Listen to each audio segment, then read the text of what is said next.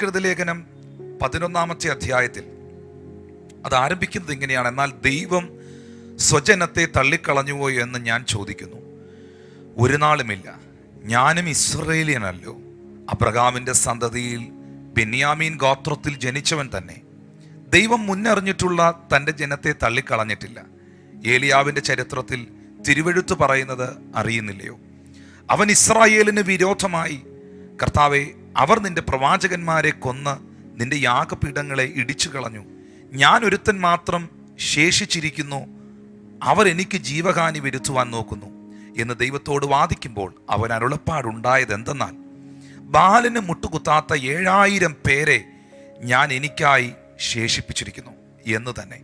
അങ്ങനെ ഈ കാലത്തിലും കൃപയാലുള്ള തിരഞ്ഞെടുപ്പിൻ പ്രകാരം ഒരു ശേഷിപ്പുണ്ട്. അടുത്ത വാക്യത്തിൽ നമുക്കറിയാം, കൃപയാലെങ്കിൽ പ്രവൃത്തിയാലല്ല, പ്രവൃത്തിയാലാണെങ്കിൽ കൃപയല്ല. ഏലിയാവിൻ്റെ കാലഘട്ടത്തെക്കുറിച്ച് റോമർക്കെഴുതിയ ലേഖനം 11 അധ്യായത്തിൽ അപ്പോസ്തലനായ പൗലോസ്ലീഹ പഴയ നിയമ ഭാഗത്തിൽ നിന്നും, ആ ചരിത്ര ഭാഗത്തിൽ നിന്നും എടുത്തുദ്ധരിക്കുന്നു. 1 രാജാക്കന്മാരുടെ പുസ്തകം 19 അധ്യായത്തിൻ്റെ 18 മുതലുള്ള ഭാഗങ്ങളിലാണ് ഇപ്പോൾ ഈ പറയപ്പെട്ട സംഭവം നാം കാണുന്നത്. ഏലിയാവ് എന്ന പ്രവാചകൻ തന്നെ ബാലിൻ്റെ ദേവന്മാരും ഇസബേലിയ ശക്തികളും കർമ്മേലിൻ്റെ മലമുകളിൽ വെല്ലുവിളിക്കുമ്പോൾ വലിയ വെല്ലുവിളികളുടെയും പ്രതിസന്ധികളുടെയും വൈഷമ്യതകളുടെയും ഒക്കെ നടുവിൽ ഏലിയാവ് എന്ന പ്രവാചകൻ കർമ്മേലിൻ്റെ മലമുകളിൽ കർത്താവിന് വേണ്ടി ഉറച്ചു നിൽക്കുകയും ദൈവസന്നിധിയിൽ പ്രാർത്ഥിച്ചപ്പോൾ ആകാശത്തുനിന്ന് തീയിറക്കി യാഗവസ്തുവിനെയും യാഗപീഠത്തെയും അടിയിലൂടെ ഒഴുകിയ വെള്ളം വരെ വറ്റിപ്പോകുമാറ് ദൈവത്തിൻ്റെ പ്രവൃത്തി അവിടെ വെളിപ്പെടുകയും ചെയ്തു. എന്നാൽ ആ സമയത്ത് ഏലിയാവ് ദൈവത്തോട് പറയുന്ന ഒരു കാര്യമുണ്ട്: ഞാൻ ഒരുത്തൻ മാത്രം കർത്താവെ അങ്ങയ്ക്ക് വേണ്ടി ശേഷിച്ചിരിക്കുന്നു, ഞാൻ ഒരുത്തനെ നിനക്ക് വേണ്ടിയിട്ടുള്ളൂ, ഞാൻ ഒരുവൻ മാത്രമേ നിന്റെ നാമത്തിന് വേണ്ടിയിട്ടുള്ളൂ എന്ന് ഏലിയാവ് പ്രസ്താവിക്കുന്ന സമയത്ത് സർവശക്തനാകുന്ന ദൈവം ഏലിയാവിനോട് പറഞ്ഞ ഒരു വാക്കാണ്: ബാലിന് മുട്ടുകുത്താത്ത 7000 പേരെ ഞാൻ എനിക്കായി ശേഷിപ്പിച്ചിരിക്കുന്നു. അപ്പോൾ ശേഷിപ്പ്, റെമനൻ്റ് എന്ന വിഷയം ഇന്ന് നിങ്ങളോട് ഞാൻ സംസാരിക്കുമ്പോൾ നാം മനസ്സിലാക്കേണ്ട വലിയൊരു സത്യം എന്ന് പറയുന്നത്, ഏലിയാവിൻ്റെ കാലഘട്ടത്തിൽ ഏലിയാവ് പറഞ്ഞു, ഞാൻ ഒരുത്തൻ മാത്രമേ യഹോവേ നിനക്ക് വേണ്ടി ശേഷിച്ചിരിക്കുന്നുള്ളൂ. പെട്ടെന്നാണ് കർത്താവ് ഏലിയാവിനോട് പറയുന്നത്, നീ ഒരുത്തൻ മാത്രമല്ല, ബാലിന് മുട്ടുകുത്താത്ത 7000 പേരെ ഞാൻ എനിക്കായി ശേഷിപ്പിച്ചിരിക്കുന്നു. അത് തൻ്റെ ജനമായ ഇസ്രായേലിനെ കുറിച്ചാണ് യഹോവയാകുന്ന ദൈവം ഏലിയാവിനോട് പറഞ്ഞത്. എന്നാൽ ആ വിഷയവുമായിട്ട് പൗലോസ് കണക്ട് ചെയ്തത് ഈ കാലഘട്ടത്തിലാണ്, ഈ കാലഘട്ടത്തോടാണ്. അതാണ് അടുത്ത വാക്യത്തിൽ അപ്പോസ്തലൻ പറയുന്നത്, അങ്ങനെ ഈ കാലത്തിലും കൃപയാലുള്ള തിരഞ്ഞെടുപ്പിന് പ്രകാരം ഒരു ശേഷിപ്പുണ്ട്. അന്ന് ഏലിയാവിൻ്റെ കാലത്ത് ബാലിന് മുട്ടുകുത്താത്ത 7000 പേരെ, സത്യത്തിന് വേണ്ടി നിൽക്കുന്ന 7000 പേരെ, ദൈവവചനത്തിന് വേണ്ടി നിൽക്കുന്ന 7000 പേരെ ഞാൻ ശേഷിപ്പിച്ചിരിക്കുന്നെങ്കിൽ മറന്നു പോകണ്ട, ഈ കാലഘട്ടത്തിലും ആ നിലകളിൽ എൻ്റെ ദൈവത്തിന് വേണ്ടി, അവൻ്റെ രാജ്യത്തിന് വേണ്ടി അവൻ ശേഷിപ്പിച്ചിരിക്കുന്ന ഒരു ശേഷിപ്പുണ്ട്. അവരുടെ പ്രത്യേകത, അവർ പ്രവൃത്തികളാൽ നീതീകരിക്കപ്പെട്ടവരല്ല, അവർ പ്രവൃത്തികളാൽ അംഗീകരിക്കപ്പെട്ടവരല്ല, അവർ യേശുക്രിസ്തുവിൻ്റെ കൃപയാൽ അംഗീകരിക്കപ്പെട്ടവരും യേശുക്രിസ്തുവിലുള്ള വിശ്വാസത്താൽ നീതീകരണം പ്രാപിച്ചവരുമാണ്. ഇപ്പോൾ ഞാൻ സംസാരിക്കുന്നത് ഈ ഓൺലൈൻ സർവീസിലൂടെ, ഈ സോഷ്യൽ മീഡിയ പ്ലാറ്റ്ഫോമിലൂടെ എന്നെ കാണുന്ന, എന്നെ കേൾക്കുന്ന നിങ്ങളെക്കുറിച്ചാണ്. ഏലിയാവിൻ്റെ കാലഘട്ടത്തിൽ ബാലിന് മുട്ടുകുത്താത്ത 7000 പേരെ അന്ന് ദൈവം ശേഷിപ്പിച്ചു എങ്കിൽ, തൻ്റെ മഹത്വത്തിനായി നിലനിർത്തിയെങ്കിൽ, ഈ കാലഘട്ടത്തിൽ ഇതാ നിങ്ങളെയും എന്നെയും കർത്താവിൻ്റെ നാമമഹത്വത്തിനായിട്ടും ദൈവവചനത്തിൻ്റെ സത്യങ്ങളിൽ നിലകൊള്ളുവാനായിട്ടും ദൈവവചന സത്യങ്ങളിലും അതിൻ്റെ യാഥാർത്ഥ്യങ്ങളിലും അതിനെ ഉൾക്കൊണ്ടുകൊണ്ട് മുന്നോട്ട് പോകുവാനായിട്ടും സർവശക്തനായ ദൈവം വേർതിരിച്ചിരിക്കുന്നു. അത് പ്രവൃത്തി കൊണ്ടല്ല, അത് കൃപയാലാണ്. അത് നമ്മുടെ കഴിവ് കൊണ്ടല്ല, അത് ദൈവത്തിൻ്റെ ദയയാണ്. അത് കാൽവറി ക്രൂശിൽ നമുക്ക് വേണ്ടി ജീവനെ നൽകിയ നമ്മുടെ കർത്താവായ യേശു ക്രിസ്തു നമുക്ക് വേണ്ടി പരമയാഗം ആയതുകൊണ്ടാണ്. ആ ക്രൂശിനെ നോക്കിക്കൊണ്ട്, ആ ക്രൂശിക്കപ്പെട്ട ക്രിസ്തുവിനെ നോക്കിക്കൊണ്ട്, ആ പുണ്യ കർത്താവിനെ മഹത്വപ്പെടുത്തിക്കൊണ്ട് നിങ്ങളായിരിക്കുന്ന സ്ഥലത്തിരുന്നു കൊണ്ട് ഒന്ന് കരങ്ങൾ ഉയർത്തി കർത്താവിനോട് പറയാമോ? കർത്താവെ, ഈ കാലഘട്ടത്തിൽ എന്നെ ഒരു ശേഷിപ്പായിട്ട് അവിടുത്തെ മഹത്വത്തിനായി, അവിടുത്തെ രാജ്യത്തിനായി എന്നെയും എൻ്റെ കുടുംബത്തെയും അവിടുന്ന് നിർത്തിയിരിക്കുന്ന അവിടുത്തെ വിശ്വസ്തതയ്ക്കായി നന്ദി നിറഞ്ഞ ഹൃദയത്തോടെ ഞാൻ ദൈവത്തെ സ്തുതിക്കുന്നു എന്ന് നിങ്ങൾക്ക് പറയാൻ കഴിയുമോ? പ്രിയപ്പെട്ടവരെ, എന്താണ് ആ ശേഷിപ്പിനെ കുറിച്ച് പറയുന്നത്? അത് കൃപയാലുള്ള തിരഞ്ഞെടുപ്പിന് പ്രകാരമുള്ള ഒരു ശേഷിപ്പാണ്. താഴെ വ്യക്തമായി പറയുന്നു, അത് കൃപയാലാണെങ്കിൽ ഒരു പ്രവൃത്തിയാലുമല്ല.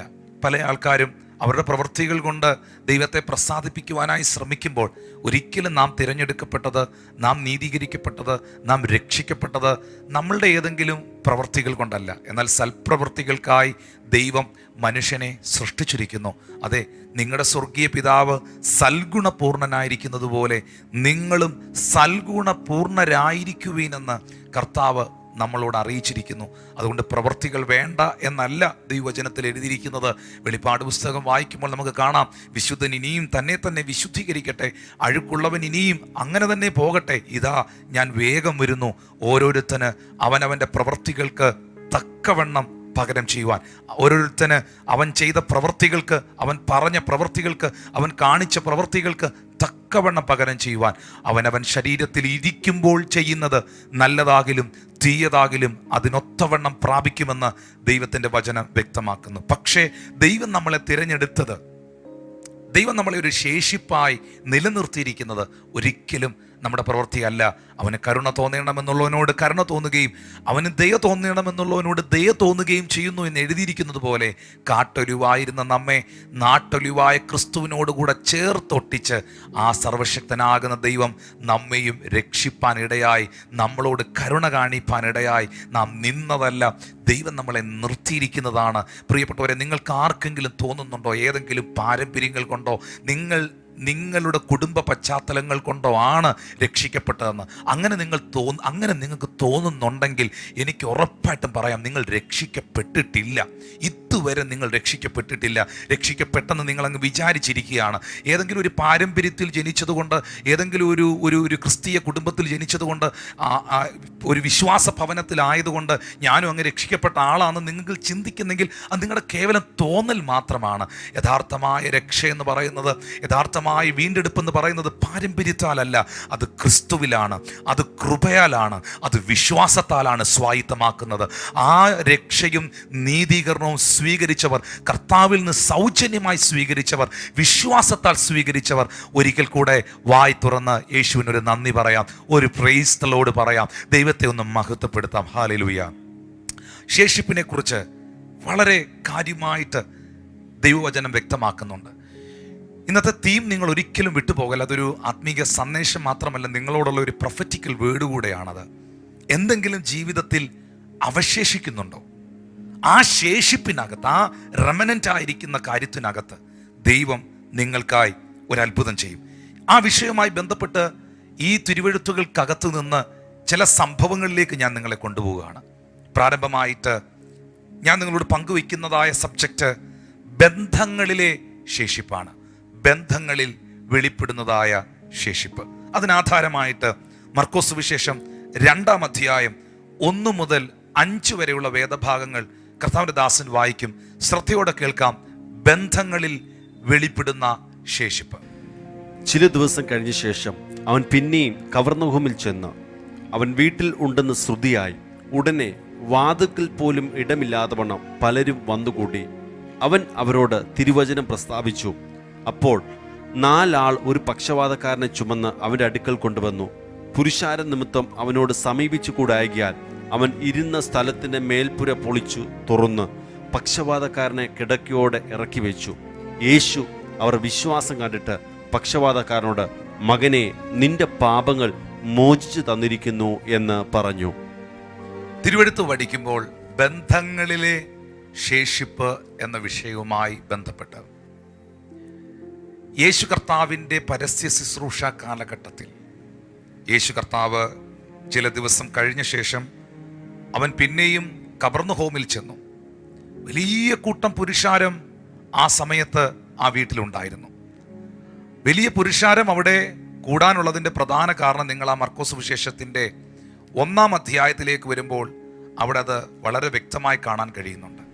1-ാം അധ്യായത്തിൽ അതിൻ്റെ 9 മുതലുള്ള ഭാഗങ്ങളിൽ യേശുക്രിസ്തുവിൻ്റെ സ്നാനമാണ് നമ്മൾ കാണുന്നത്.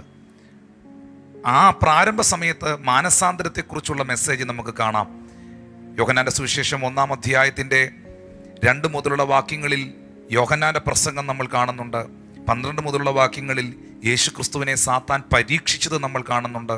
14 മുതലുള്ള വാക്യങ്ങളിൽ യേശു കർത്താവ് 4 മീൻപിടുത്തക്കാരെ, 4 ശിഷ്യന്മാരെ, ശീമോനെയും അവൻ്റെ സഹോദരനായ അന്ത്രയോസിനെയും സബദിയുടെ മകനായ യാക്കോബും തൻ്റെ സഹോദരനായ യോഹന്നാനെ, അങ്ങനെ 4 പേരെ യേശു കർത്താവ് തിരഞ്ഞെടുക്കുന്നത് നമ്മൾ കാണുന്നുണ്ട്. മർക്കോസ് സുവിശേഷം 21 മുതൽ കബർന്നഹൂമിലേക്ക് തന്നെ യേശു കർത്താവ് അശുദ്ധാത്മാക്കളെ പുറത്താക്കുന്ന ഒരു പശ്ചാത്തലം നമ്മൾ കാണുന്നുണ്ട്. 29 മുതലുള്ള വാക്യങ്ങളിൽ പത്രോസിൻ്റെ അമ്മായിയമ്മയുടെ പനി അല്ലെങ്കിൽ ആ കഠിന ജ്വരത്തെ യേശു സുഖപ്പെടുത്തുന്നത് നമ്മൾ കാണുന്നുണ്ട്.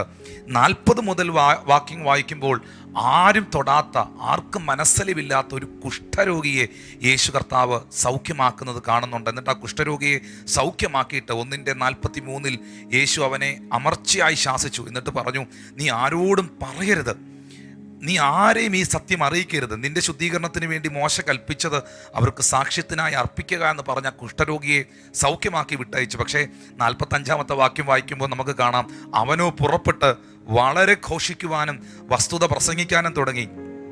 അതിനാൽ യേശുവിന് പരസ്യമായി പട്ടണത്തിൽ കടക്കുവാൻ കഴിയാത്തത് കൊണ്ട് അവൻ പുറത്ത് നിർജ്ജന പ്രദേശങ്ങളിൽ, സ്ഥലങ്ങളിൽ പാർത്തു.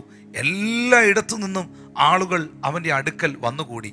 ഈ കുഷ്ഠരോഗിയെ യേശു കർത്താവ് തൊട്ട് സുഖപ്പെടുത്തിയിട്ട് പറഞ്ഞു, നീ ഇതാരോടും പറയരുത്, ഇതാരെയും അറിയിക്കരുത്. പക്ഷേ പുള്ളിക്കത് പിടിച്ചു വയ്ക്കാൻ പറ്റിയില്ല. താൻ അനുഭവിച്ച ദൈവകൃപ, താൻ അനുഭവിച്ച ദൈവശക്തി, താൻ അനുഭവിച്ച ദൈവപ്രവൃത്തി, ആ വിടുതൽ മറച്ചു വയ്ക്കാൻ പറ്റാത്തത് കൊണ്ട് താൻ എല്ലായിടവും നടന്ന് യേശു ക്രിസ്തുവിനെ കുറിച്ച് പറഞ്ഞു. സൗഖ്യമാക്കിയ കർത്താവിനെ കുറിച്ച് അവൻ വാചാലനായി. ഈ കാരണങ്ങളൊക്കെ കൊണ്ട് ദേശത്തെല്ലാം ശ്രുതിയായി. ഒന്ന്, പത്രോസിൻ്റെ അമ്മായിയമ്മയുടെ കഠിനജ്വരം സൗഖ്യമായി. കബർന്നഹൂമിൽ ഒത്തിരി അശുദ്ധാത്മാക്കൾ പുറത്താക്കപ്പെട്ടു. ആ നിലകളിൽ വലിയ ദൈവപ്രവൃത്തികൾ വെളിപ്പെട്ട സാഹചര്യത്തിൽ യേശു കർത്താവിൻ്റെ ശുശ്രൂഷയിൽ വളരെ ജനങ്ങൾ അന്ന് കൂടുവാനിടയായി. പ്രിയപ്പെട്ടവരെ, ജനം കർത്താവിലേക്ക് വരണമെങ്കിൽ, അനേകർ യേശുവിനെ അറിയണമെങ്കിൽ, അനേകർ കർത്താവിനെ അനുഗമിക്കണമെങ്കിൽ, നിങ്ങൾ അങ്ങനെ ആഗ്രഹിക്കുന്ന ഒരാളാണെങ്കിൽ സഹോദര സഹോദരി, അതിന് മതമോ ജാതിയോ വർഗവർണ്ണ വ്യത്യാസങ്ങളോ ഡിനോമിനേഷണൽ സെപ്പറേഷൻസോ ഒന്നുമില്ല. നിങ്ങളുടെ ഹൃദയത്തിൽ ആഗ്രഹമുണ്ട്, നിങ്ങൾ എന്തോ നിങ്ങൾ വിശ്വസിക്കുന്ന വിശ്വാസം. ഞാൻ ക്രിസ്തീയ വിശ്വാസത്തിൽ തന്നെ ഡിഫറെൻറ്റ് കൈൻഡ്സ് ഓഫ് ഡോക്ട്രിൻസ് ഉണ്ട്. നമുക്കറിയാം, പല സഭകൾക്കും, ക്രിസ്തീയ സഭകൾക്ക് തന്നെ വ്യത്യസ്തമായ ഉപദേശ വിഷയങ്ങളുണ്ട്. അതെന്തുമാകട്ടെ, പക്ഷേ നമുക്കെല്ലാവർക്കും ദൈവം ഒരുവനാണ്. നാം എല്ലാവരും ആരാധിക്കുന്നത് കർത്താവായ യേശു ക്രിസ്തുവിനെയാണ്. നമുക്ക് വേണ്ടി പല ദൈവങ്ങളല്ല രക്തമൊഴുക്കിയത്. നമുക്ക് വേണ്ടി ഒരൊറ്റ ദൈവമാണ് ജീവനെ നൽകിയത്, ക്രൂശിൽ മരിച്ചത്, യാഗമായത്. ഒരേ ഒരു ദൈവം മാത്രമാണ് മരണത്തെ ജയിച്ച് ഉയർത്തെഴുന്നേറ്റത്. ഒരേ ഒരു ദൈവം മാത്രമാണ് നമുക്ക് വേണ്ടി മധ്യസ്ഥ അണയ്ക്കുന്നത്. അത് വഴിയും സത്യവും ജീവനുമായ ഏക സത്യ നിത്യ ദൈവമായ യേശു ക്രിസ്തു മാത്രമാണ്. അതുകൊണ്ട് ആ സത്യ ദൈവത്തിലാണ് നിങ്ങൾ വിശ്വസിക്കുന്നതെങ്കിൽ എന്തോ ആകട്ടെ, നിങ്ങൾ ആ യേശുവിനെ പറയാൻ മടിക്കരുത്, നിങ്ങൾ ആ യേശുവിനെ അറിയിക്കാൻ മടിക്കരുത്. ഞാൻ ഇന്നത്തെ ഈ ഓൺലൈൻ സർവീസിൻ്റെ പ്രാരംഭ നിമിഷങ്ങളിൽ അറിയിച്ചതുപോലെ കർത്താവിൻ്റെ നാമത്തെ മഹത്വപ്പെടുത്താൻ മറന്നു പോകല്ല. എപ്പോഴും നിങ്ങൾ മനസ്സിലാക്കണം, യേശു പറഞ്ഞു, നിങ്ങൾ പോകുക. ഗോ എന്ന പദമാണ് എഴുതിയിരിക്കുന്നത്. Go and preach the gospel. Go. എല്ലാം തുടങ്ങുന്നത് അങ്ങനെയല്ലേ? ഗുഡ് ന്യൂസിൻ്റെ ആദ്യത്തെ 2 അക്ഷരം എന്താ? ഗോ. ഗോസ്പലിൻ്റെ ആദ്യത്തെ 2 അക്ഷരം എന്നാ? ഗോ. ഗോഡിൻ്റെ ആദ്യത്തെ അക്ഷരം എന്നാ? ഗോ. എല്ലാത്തിനകത്തും പോകുക, പറയുക, അറിയിക്കുക എന്ന ഒരു കാര്യം നമുക്ക് അവിടെ കാണാൻ കഴിയുന്നുണ്ട് സഹോദരങ്ങളെ. അതുകൊണ്ട് യേശു കർത്താവിൻ്റെ അരികിൽ ഈ ജനമെല്ലാം കൂടി വന്നതിൻ്റെ കാരണം യേശു ചെയ്ത പ്രവൃത്തികളെ ഒളിച്ചു വയ്ക്കാതെ, യേശുവിൽ നിന്ന് അനുഭവിച്ച വിടുതലുകളെ ഒളിച്ചു വയ്ക്കാതെ, യേശു കർത്താവിൽ നിന്ന് കേട്ട കാര്യങ്ങളെ മറച്ചു വയ്ക്കാതെ, നാണക്കേടാന്ന് വിചാരിക്കാതെ അത് വിളിച്ചു പറയാൻ ഒരു കൂട്ടം തയ്യാറായി. അതുകൊണ്ട് വലിയ കൂട്ടം പുരുഷാരം യേശുവിനെ അനുഗമിച്ചു, യേശുവിലേക്ക് കടന്നു വന്നു. അങ്ങനെ 2-ാം അധ്യായത്തിലേക്ക് വരുമ്പോൾ ഈ കബർന്നഹൂമിലെ വീട്ടിലും വലിയ ജനക്കൂട്ടം കടന്നു വന്നു. 2-ാമത്തെ വാക്ക് 2:2 മർക്കോസ് 2:2 എഴുതിയിരിക്കുന്നത്, ഉടനെ വാതിക്കൽ പോലും ഇടമില്ലാതെ വണ്ണം പലരും വന്നുകൂടി അവൻ അവരോട് തിരുവചനം പ്രസ്താവിച്ചു എന്നാണ്. ആ സമയത്ത് അപ്പോൾ 4 ആൾ ഒരു പക്ഷവാതക്കാരനെ ചുമന്നുകൊണ്ട് അവൻ്റെ അടുക്കൽ വന്നു. ബന്ധങ്ങളിലെ ശേഷിപ്പ് എന്ന വിഷയവുമായിട്ട് ബന്ധപ്പെട്ട് ഇത് വളരെ ശ്രദ്ധേയമാണ്. കാരണം ഈ പക്ഷപാതക്കാരനെ സംബന്ധിച്ച് ശരീരം മുഴുവൻ തളർന്നുപോയ മനുഷ്യനാണ്. ജീവിതത്തിൽ ഒരു പ്രതീക്ഷകളും ഇല്ലാത്ത മനുഷ്യനാണ്. എല്ലാ പ്രതീക്ഷകളും നഷ്ടപ്പെട്ട് ശരീരം മുഴുവൻ തളർന്ന് എല്ലാവരാലും ഒരു പക്ഷേ അവൻ്റെ സാഹചര്യ നിമിത്തം കൈവിടപ്പെട്ടു പോയ മനുഷ്യനായിരിക്കും. ഒന്ന് ചിന്തിച്ചു നോക്കി, ഇതിനെ ഒരു കഥ പോലെ കേൾക്കാതെ കേട്ടറിവുകൾ കൊണ്ട്, വായിച്ചറിവുകൾ കൊണ്ട് വെറുതെ എങ്ങനെ ചിന്തിച്ചു വിടാതെ നിങ്ങളൊന്ന് ഓർത്തെ, ശരീരം മുഴുവൻ തളർന്നു പോയ, അനങ്ങാൻ പറ്റാതെ കിടക്കുന്ന ഒരു വെജിറ്റബിൾ പോലെ, ഒരു പച്ചക്കറി കഷ്ണം പോലെ കിടക്കുന്ന, ഒന്നും ചെയ്യാൻ പറ്റാത്ത ഈ ചെറുപ്പക്കാരനെ ആർക്ക് വേണം? ആർക്കവനെ ഉപയോഗിക്കാൻ കഴിയും? അവനെ കൊണ്ട് എന്ത് ചെയ്യാൻ പറ്റും? ഒന്നും ചെയ്യാൻ പറ്റത്തില്ല. എല്ലാം തകർന്നവനാണ്. പ്രതീക്ഷകൾ മുഴുവൻ നഷ്ടപ്പെട്ടവനാണ്. പന്ത് കളിക്കാൻ പോകാൻ കൂട്ടുകാരോടെ പറ്റുമോ? കൂട്ടുകാർ കാണുമോ? കറങ്ങി നടക്കാൻ പറ്റുമോ? ഇറങ്ങിപ്പോകാൻ പറ്റുമോ? ശരിക്കും പറഞ്ഞാൽ ആദ്യമൊക്കെ ഒരു പക്ഷേ അവൻ തളർന്ന സമയത്ത് കുറച്ച് പേരൊക്കെ അടുത്ത് വന്ന് കാണും. ആദ്യമൊക്കെ അവൻ്റെ അടുക്കൽ വന്നിട്ട് പോട്ടെ, ഭാരപ്പെടണം എന്നൊക്കെ പറഞ്ഞു കാണും. പക്ഷെ കുറേ നാൾ കഴിയുമ്പോൾ ഏതൊരു കാര്യത്തിൽ അങ്ങനെ, ഒരു മരണം നടക്കുമ്പം ആദ്യത്തെ 1-2 ദിവസമൊക്കെ ആരെങ്കിലുമൊക്കെ വിളിക്കാനും പറയാനും പ്രാർത്ഥിക്കാനും ഒക്കെ വരും. പിന്നൊന്നും ആരും വരിക പോലും ഇല്ല. ജീവിതത്തിൽ രോഗിയെ കിടക്കുമ്പം, പ്രയാസപ്പെട്ട് കിടക്കുമ്പം, ആശുപത്രി കിടക്കുമ്പം ആദ്യത്തെ സമയത്ത് ഒന്ന് വിളിക്കും, അല്ലെങ്കിൽ ആരെങ്കിലുമൊക്കെ ഒന്ന് വന്ന് കാണും. പിന്നെ ഡിസ്ചാർജായി വീട്ടിൽ വന്ന വിവരം പോലും പലരും അറിയത്തില്ല. അല്ലെങ്കിൽ ആ വ്യക്തിക്ക് എന്തെങ്കിലും ആഴമായ പ്രയാസത്തിലൂടെ കടന്നു പോയതും ആരും അറിയത്തില്ല. എല്ലാവരും ആ പ്രാരംഭ സമയത്തുള്ള അന്വേഷണങ്ങളും പറച്ചിലുകളും ഒക്കെ ഉള്ളൂ. പക്ഷേ ഇവൻ്റെ സാഹചര്യത്തിലും അങ്ങനെ തന്നെയായിരിക്കാം സംഭവിച്ചത്. കാരണം മുഴുവൻ തളർന്നു പോയ, അനങ്ങാൻ പറ്റാതെ കിടക്കുന്ന ഈ ചെറുപ്പക്കാരന് ആരും ഉണ്ടാകത്തില്ല. അവനെ കൂട്ടുകൂടിയിട്ട് എന്നാ സാധിക്കാനാ? അവൻ്റെ കയ്യിൽ പണമുണ്ടോ? അവന് ആരോഗ്യമുണ്ടോ? അവനൊരു ജീവിതമുണ്ടോ? ഒന്നുമില്ല. നിസ്സഹായനായി ആർക്കും വേണ്ടാതെ കിടക്കുന്ന, ഒരു പക്ഷേ അവൻ്റെ ജീവിത സാഹചര്യങ്ങൾ നിമിത്തം എല്ലാവരും മറന്നുപോയ ഒരു തളർവാദ രോഗിക്ക് അവൻ്റെ സൗഖ്യത്തിനായി, അവൻ്റെ വിടുതലിനായി ദൈവം 4 സുഹൃത്തുക്കളെ അവന് വേണ്ടി ശേഷിപ്പിച്ചു. ദൈവത്തിൻ്റെ ശേഷിപ്പുകളെ കുറിച്ച് ഞാൻ പ്രസംഗിക്കുമ്പോൾ ജീവിതത്തിൽ എന്തെങ്കിലും അവശേഷിക്കുന്നുണ്ടെങ്കിൽ ആ ശേഷിപ്പിനകത്തുനിന്ന് ദൈവം ഒരു അത്ഭുതം ചെയ്യുമെന്ന വിഷയം നമ്മൾ ചിന്തിക്കുമ്പോൾ ഇതൊന്ന് ചിന്തിച്ചു നോക്കിയേ. അവന് വേണ്ടി ദൈവം ശേഷിപ്പിച്ച ആ 4 സുഹൃത്തുക്കൾ, ആ 4 വ്യക്തികളല്ലേ അവൻ്റെ ജീവിതത്തിന് വഴിത്തിരിവായത്? ആ 4 സുഹൃത്തുക്കളെ ദൈവം അവന് ശേഷിപ്പിച്ചതുകൊണ്ട് അവരും കൂടെ കളഞ്ഞിട്ട് പോയിരുന്നെങ്കിലോ, അവരും കൂടെ അവനെ മറന്നു കളഞ്ഞിരുന്നെങ്കിലോ, ഇവനിപ്പം വിടുതലുണ്ടായിട്ട് ഞങ്ങൾക്ക് എന്നാ സാധിക്കാനാ, ഇവനിപ്പോൾ സൗഖ്യം ഉണ്ടായിട്ട് ഞങ്ങൾക്ക് എന്നാ സാധിക്കാനാണെന്ന് അവർ ചിന്തിച്ചിരുന്നെങ്കിലോ? ഒന്നും കൂടെ ആഴമായി ചിന്തിച്ചാൽ ആ 4 സുഹൃത്തുക്കൾക്ക്, അവൻ്റെ 4 കൂട്ടുകാർക്കായിരുന്നു യഥാർത്ഥത്തിൽ യേശുവിനെ കുറിച്ച് അറിവുണ്ടായിരുന്നതും യേശുവിൽ വിശ്വാസം ഉണ്ടായിരുന്നതും. അതുകൊണ്ടാണ് തൊട്ട് താഴെയുള്ള വാക്യത്തിൽ നമുക്ക് ആ 2-ാം അധ്യായത്തിൽ കാണാൻ കഴിയുന്നത്, സ്തോത്രം, അവനെ കൊണ്ടുവന്നവരുടെ ആ വിശ്വാസം കണ്ടിട്ടാണ് യേശു കർത്താവ് അവനെ സുഖപ്പെടുത്തിയത്. അത് നമുക്കൊന്ന് വായിക്കാം. സ്തോത്രം, അതിൻ്റെ 7 മുതലുള്ള വാക്യങ്ങൾ ഒന്ന് വായിക്കാമോ? ദൈവം ഒരുവനല്ലാതെ പാപങ്ങളെ മോചിപ്പാൻ കഴിയുന്നവൻ ആർ എന്ന് ഹൃദയത്തിൽ ചിന്തിച്ചു കൊണ്ടിരുന്നു. ഇങ്ങനെ അവർ ഉള്ളിൽ ചിന്തിക്കുന്നത് യേശു ഉടനെ മനസ്സിൽ ഗ്രഹിച്ച് അവരോട്, നിങ്ങൾ ഹൃദയത്തിൽ ഇങ്ങനെ ചിന്തിക്കുന്നത് എന്ത്? പക്ഷവാതക്കാരനോട് നിന്റെ പാപങ്ങൾ മോചിച്ചു തന്നിരിക്കുന്നു എന്ന് പറയുന്നതോ, എഴുന്നേറ്റ് കിടക്ക എടുത്ത് നടക്ക എന്ന് പറയുന്നതോ ഏതാകുന്നു എളുപ്പം എന്ന് ചോദിച്ചു. എന്നാൽ ഭൂമിയിൽ പാപങ്ങളെ മോചിപ്പാൻ മനുഷ്യപുത്രന് അധികാരമുണ്ട് എന്ന് നിങ്ങൾ അറിയേണ്ടതിന് അവൻ പക്ഷവാതക്കാരനോട്, എഴുന്നേറ്റ് കിടക്ക എടുത്ത് വീട്ടിലേക്ക് പോക എന്ന് ഞാൻ നിന്നോട് പറയുന്നു എന്ന് പറഞ്ഞു. 5-ാമത്തെ വാക്യത്തിൽ എഴുതിയിട്ടുണ്ട്, യേശു അവരുടെ വിശ്വാസം കണ്ടിട്ട് പക്ഷവാതക്കാരനോട്. യേശു അവരുടെ വിശ്വാസം കണ്ടിട്ട് പക്ഷവാതക്കാരനോട്. യേശു ആരുടെ വിശ്വാസം കണ്ടിട്ട്? ആരുടെ വിശ്വാസം കണ്ടിട്ട് പക്ഷപാതക്കാരനോട്? അവനെ കൊണ്ടുവന്ന അവൻ്റെ 4 സുഹൃത്തുക്കളുടെ, ആ കൂട്ടുകാരുടെ, അവന് വേണ്ടി ശേഷിപ്പിച്ച അവരുടെ വിശ്വാസം കണ്ടിട്ട്, അവനെ കൊണ്ടുവന്നവരുടെ വിശ്വാസം കണ്ടിട്ട് പക്ഷപാതക്കാരനോട്, മകനെ നിന്റെ പാപങ്ങൾ മോചിച്ചു തന്നിരിക്കുന്നു എന്ന് പറഞ്ഞു. അപ്പോൾ അവന് വേണ്ടി എല്ലാവരും അവനെ ഉപേക്ഷിച്ചപ്പോഴും, എല്ലാവരും അവനെ മറന്നപ്പോഴും, അവൻ്റെ ജീവിത സാഹചര്യ നിമിത്തം എല്ലാവരും അവനെ വിട്ടുപോയപ്പോഴും അവന് വേണ്ടി കർത്താവ് ശേഷിപ്പിച്ച അവൻ്റെ 4 സുഹൃത്തുക്കൾക്ക് യേശുവിനെ കുറിച്ച് വിശ്വാസമുള്ളവരായിരുന്നു. അതുകൊണ്ടാണ് അവർ ഇത്രയും വലിയ റിസ്ക് എടുത്തത്. എത്ര വലിയ റിസ്ക്കാണ് അവരെടുത്തത്! ഈ എഴുന്നേറ്റ് നടക്കാൻ പറ്റാത്ത, കാല് തറയെ കുത്താൻ പറ്റാത്ത, ചലിക്കാത്ത ഈ ചെറുപ്പക്കാരനെ അല്ലെങ്കിൽ ഈ സഹോദരനെ കിടക്കയിൽ കിടത്തി ആ കട്ടിലെടുത്ത് ചുമ്മി അവനെ കൊണ്ടുവന്ന് സ്റ്റെപ്പ് കയറി മേളിൽ ചെന്ന് ഒരു വീടിൻ്റെ റൂഫ് പൊളിച്ച് രണ്ട് പേര് രണ്ട് സൈഡിലും അപ്പുറത്ത് രണ്ട് പേര് നിന്ന് കയറുകൊണ്ട് കെട്ടി അവനെ താഴെ ഇറക്കുക എന്ന് പറയുന്നത് ഒരു ചെറിയ കാര്യമല്ല അവർ ചെയ്തത്.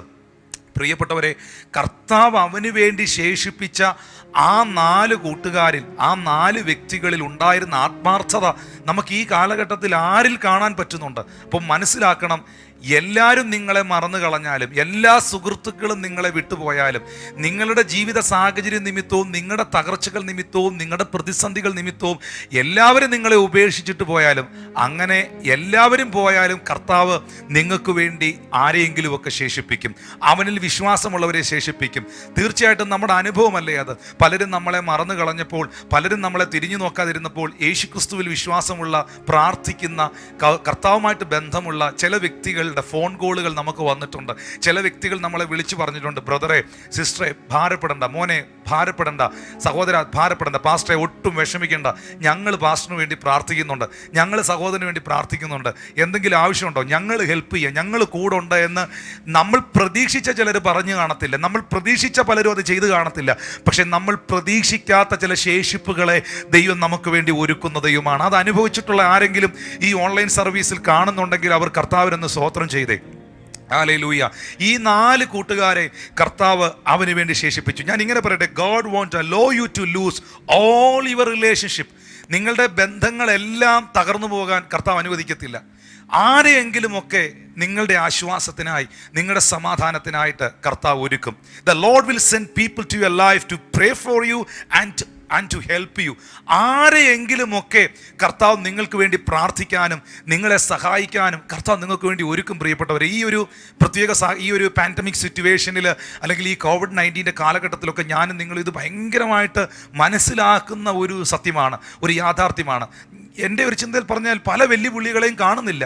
ഞാനങ്ങ് കൂടെ മരിച്ചു കളയുമെന്നൊന്നും പറഞ്ഞവരെ ഒന്നും നമ്മൾ കാണുന്നില്ല. ഞാനങ്ങ് നിങ്ങളെ അങ്ങ് എല്ലാം ആക്കിക്കളയുമെന്ന് പറഞ്ഞവരെ ഒന്നും കാണാൻ പോലും ഇല്ല.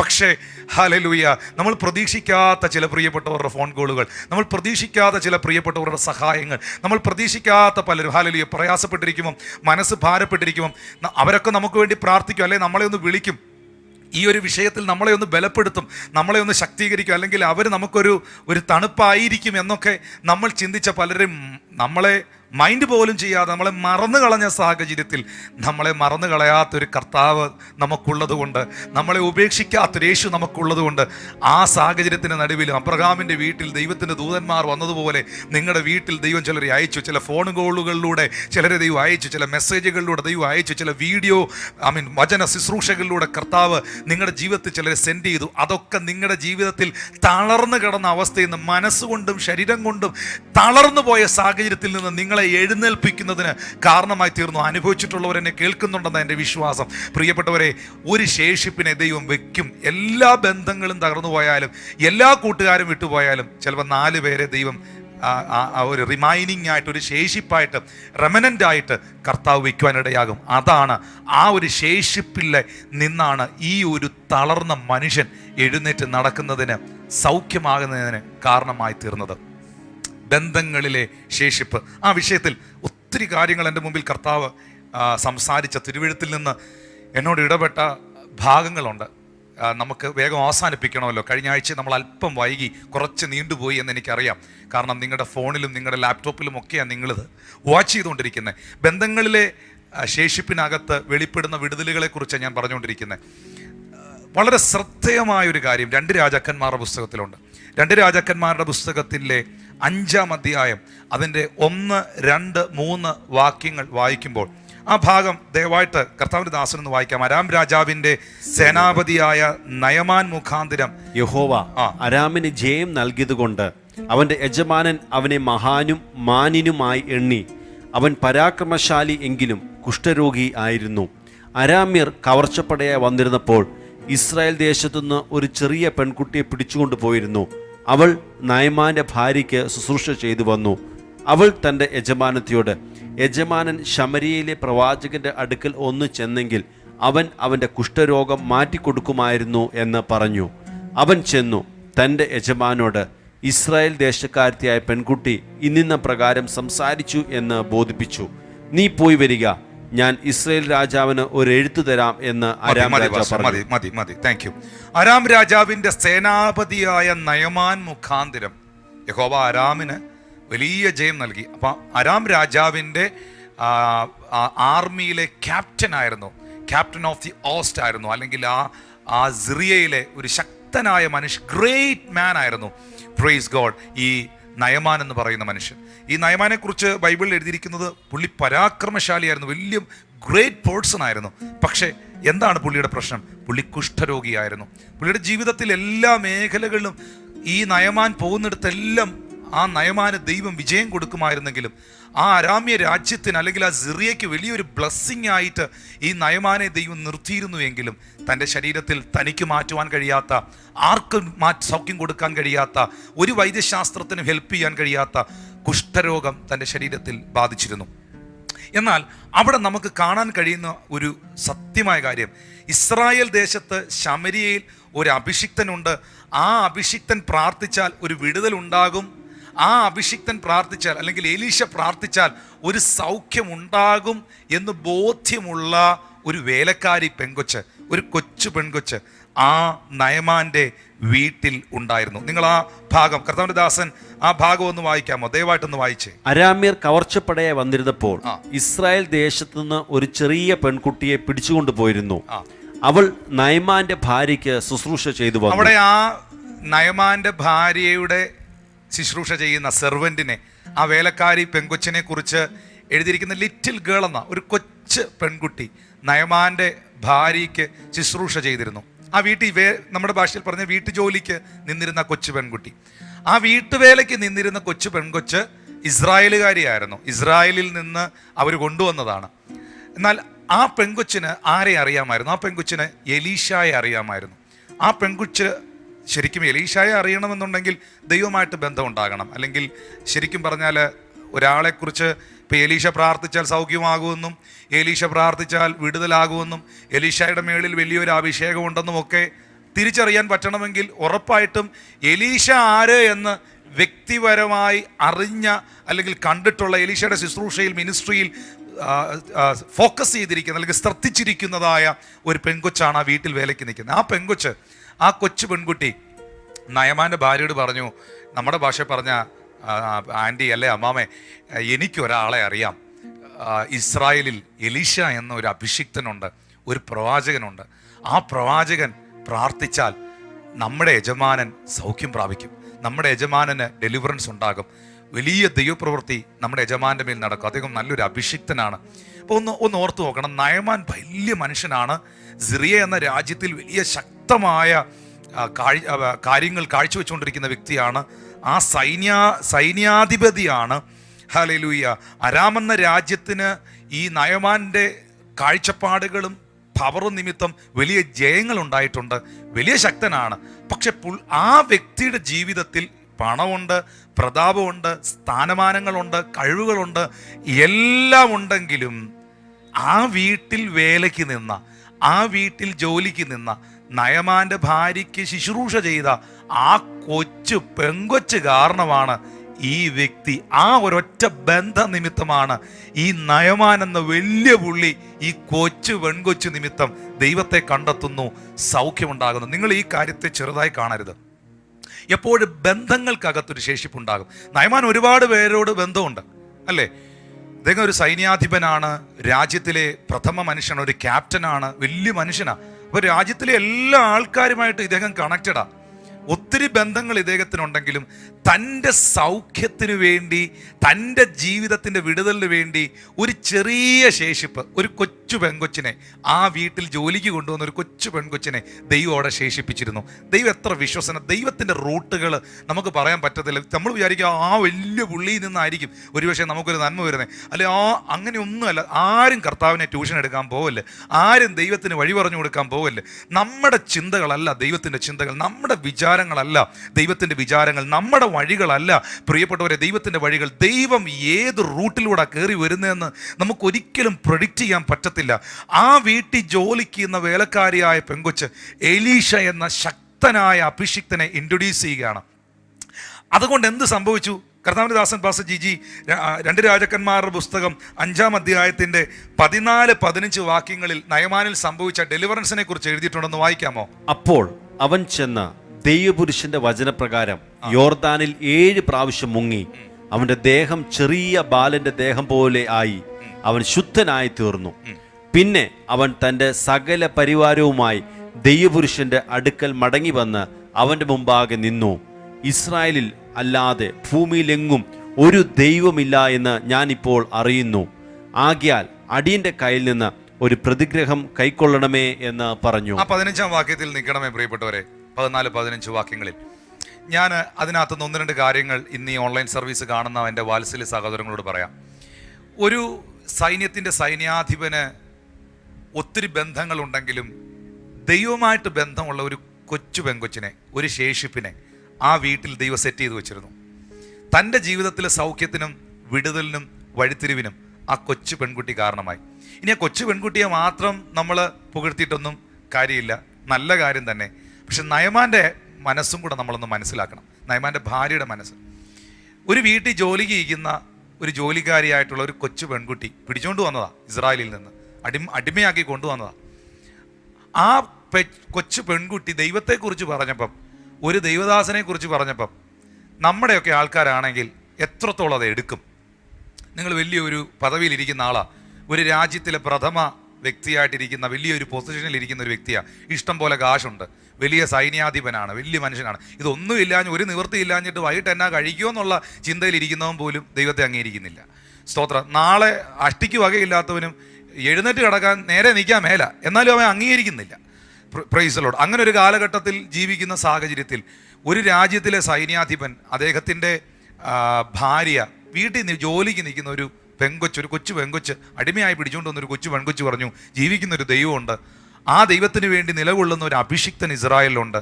ആ അഭിഷിക്തൻ എലീഷയാണ്. പുള്ളി പ്രാർത്ഥിച്ചാൽ സൗഖ്യം ഉണ്ടാകും. ദയവായിട്ട് സാറും മാഡവും കൂടെ ഒന്ന് പോയി പുള്ളി ഒന്ന് കാണണം, അല്ലെ സാറിനെ അങ്ങോട്ടൊന്ന് സെൻഡ് ചെയ്യണം എന്ന് പറയുമ്പം, നീ നിന്റെ പണി നോക്ക് കൊച്ചേ, നീ വീട്ടിൽ വേലയ്ക്ക് നിൽക്കുന്ന കൊച്ചെ, നീ നിന്റെ കാര്യം നോക്ക്, ദൈവത്തെക്കുറിച്ച് പറയുന്നു, അഭിഷിക്തൻ, ഇമാരെല്ലാം കള്ളന്മാർ എന്ന് പറഞ്ഞുകൂടായിരുന്നോ? അങ്ങനെ പറയുന്നവൻ എല്ലാ നാളും കുഷ്ഠരോഗിയായി തുടരും. അങ്ങനെ ചിന്തിക്കുന്നവൻ എല്ലാ നാളും ആ അവസ്ഥയിൽ തുടരും. പക്ഷെ ജീവിതത്തിൻ്റെ വഴിത്തിരിവിന് കാരണമായി തീരുന്നത് പലപ്പോഴും നമുക്ക് ചില വ്യക്തികളിലൂടെ ലഭിക്കുന്നതായ മാർഗനിർദ്ദേശങ്ങളാണ്. ടൈറ്റാനിക് എന്ന് പറയുന്ന വലിയ കപ്പൽ, ആ വലിയ കപ്പൽ ഞങ്ങളെ ആർക്കും തകർക്കുവാൻ കഴിയത്തില്ല എന്നുള്ള അഹങ്കാരത്തോടുകൂടെ യാത്ര ആരംഭിച്ച വലിയ കപ്പൽ, ആ കപ്പൽ പുറപ്പെടുന്നതിന് മുൻപ് വർഷങ്ങളായി എക്സ്പീരിയൻസ് ഉള്ള ഒരു മനുഷ്യൻ, ഒരു ക്യാപ്റ്റൻ, അദ്ദേഹത്തിന് ആ ഷിപ്പിൻ്റെ ക്യാപ്റ്റന് ഒരു നിർദ്ദേശം കൊടുത്തു. നിങ്ങളിപ്പോൾ ഈ പോകുന്ന റൂട്ടിൽ വലിയ മഞ്ഞുമലകളുണ്ട്, നിങ്ങൾ ആ റൂട്ട് എടുക്കരുത്, ഒരു കാരണവശാലും ആ റൂട്ടിലേക്ക് നിങ്ങൾ യാത്ര ചെയ്യരുതെന്ന് ആ മനുഷ്യൻ പറഞ്ഞപ്പോൾ, സ്തോത്രം, നിങ്ങൾ ആരാ ഇത് ഞങ്ങളോട് പറയാൻ?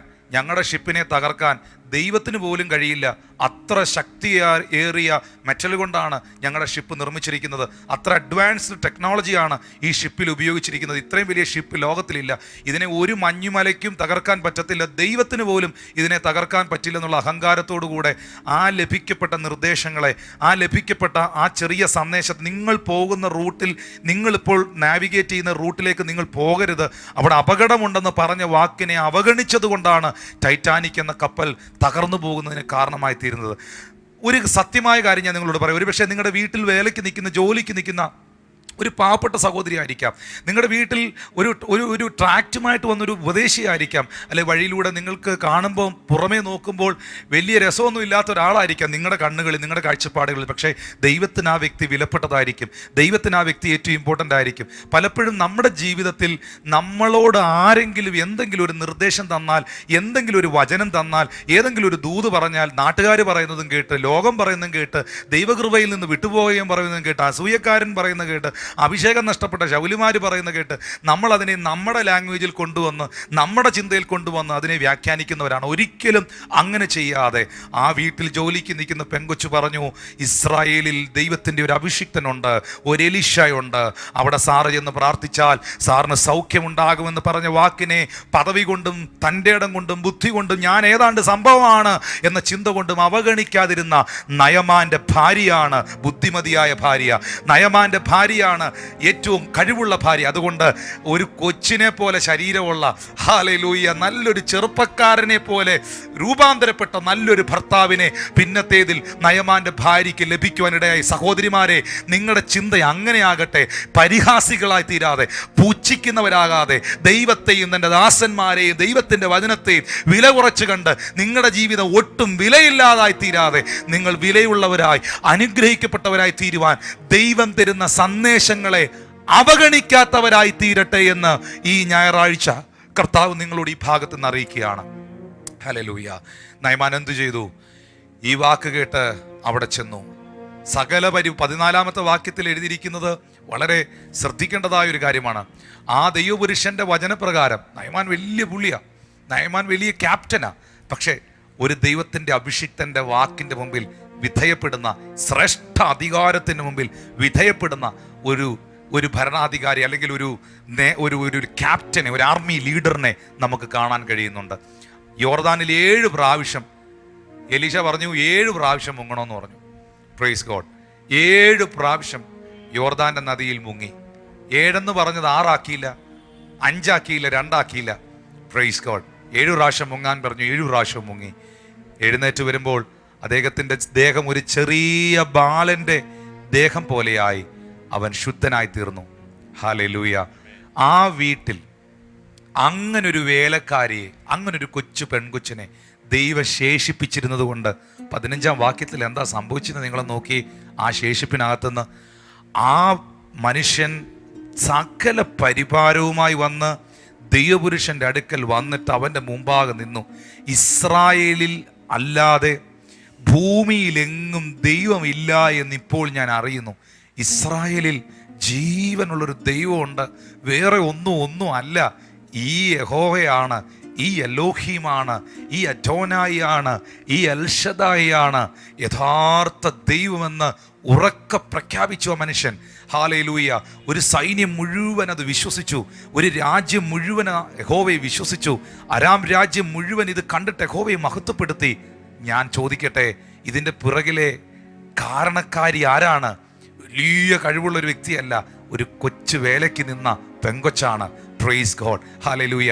യേശുവിനെ കുറിച്ച് പറയാൻ മടിക്കല്ലേ, ദൈവവചനം പറയാൻ മടിക്കല്ലേ. ദൈവത്തിൻ്റെ അഭിഷിക്തന്മാരെയും ദൈവ അഭിഷേകം ചെയ്ത പ്രവാചകന്മാരെയും ദൈവത്തിൻ്റെ ദാസന്മാരെയും വില കുറച്ച് കാണല്ലേ. പരിഹാസിയുടെ കൂടെ കൂടി നീയും പരിഹസിച്ച് പരാജയപ്പെടല്ലേ.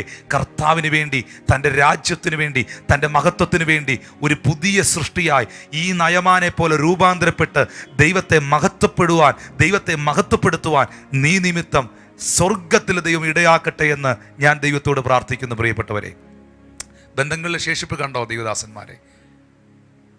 ആ 4 കൂട്ടുകാരെ ദൈവം ആ തളർന്ന മനുഷ്യന് വേണ്ടി ശേഷിപ്പിച്ചു. കുഞ്ഞെ, തളർന്നു കിടക്കുന്ന മനുഷ്യനെ വിട്ട് എല്ലാവരും പോയി, ആരും അധികം സഹായിക്കാൻ കാണത്തില്ല. ആ 4 കൂട്ടുകാരെ നിമിത്തമാണ് ആ മനുഷ്യനൊരു പുതിയ ജീവിതം ഉണ്ടായത്. വീട്ടുവേലയ്ക്ക് നിന്ന ഒരു വേലക്കാരി നിമിത്തമാണ് നയമാൻ എന്ന് പറയുന്ന മനുഷ്യന് ഒരു പുതിയ ലൈഫ് ഉണ്ടായത്, തൻ്റെ അപമാനങ്ങൾ മാറ്റപ്പെട്ടത്. അപ്പം കർത്താവ് നമ്മുടെ ജീവിതത്തിൽ എല്ലാം എടുത്ത് കളയില്ല. പ്രിയപ്പെട്ടവരെ, ദൈവം നമ്മുടെ ജീവിതത്തിൽ നമ്മുടെ വിടുതലിന് വേണ്ടി എന്തെങ്കിലും ഒന്ന് ശേഷിപ്പിക്കും. എൻ്റെ ഭാഷയിൽ, നിങ്ങളുടെ ഭാഷയിൽ പറഞ്ഞാൽ എത്ര പേര് അതിന് ഈ ലൈവ് ചാറ്റിൽ ഒരു ആമീൻ ടൈപ്പ് ചെയ്യുമെന്ന് അറിയത്തില്ല. ആരെയെങ്കിലുമൊക്കെ കർത്താവ് നമുക്ക് വേണ്ടി ഒരുക്കും.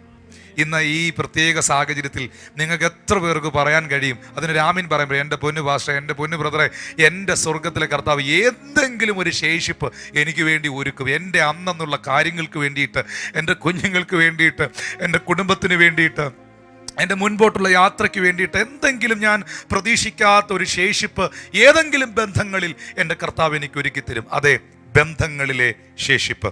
രണ്ടാമതായിട്ട്, സമയപരിമിതികൾ കൊണ്ട് ഞാൻ വേഗം പോകുന്നു. രണ്ടാമതായിട്ട്, സൗഖ്യത്തിനായി ശേഷിപ്പിച്ച ആരോഗ്യം, സൗഖ്യത്തിനായി ഉള്ള ശേഷിപ്പ്.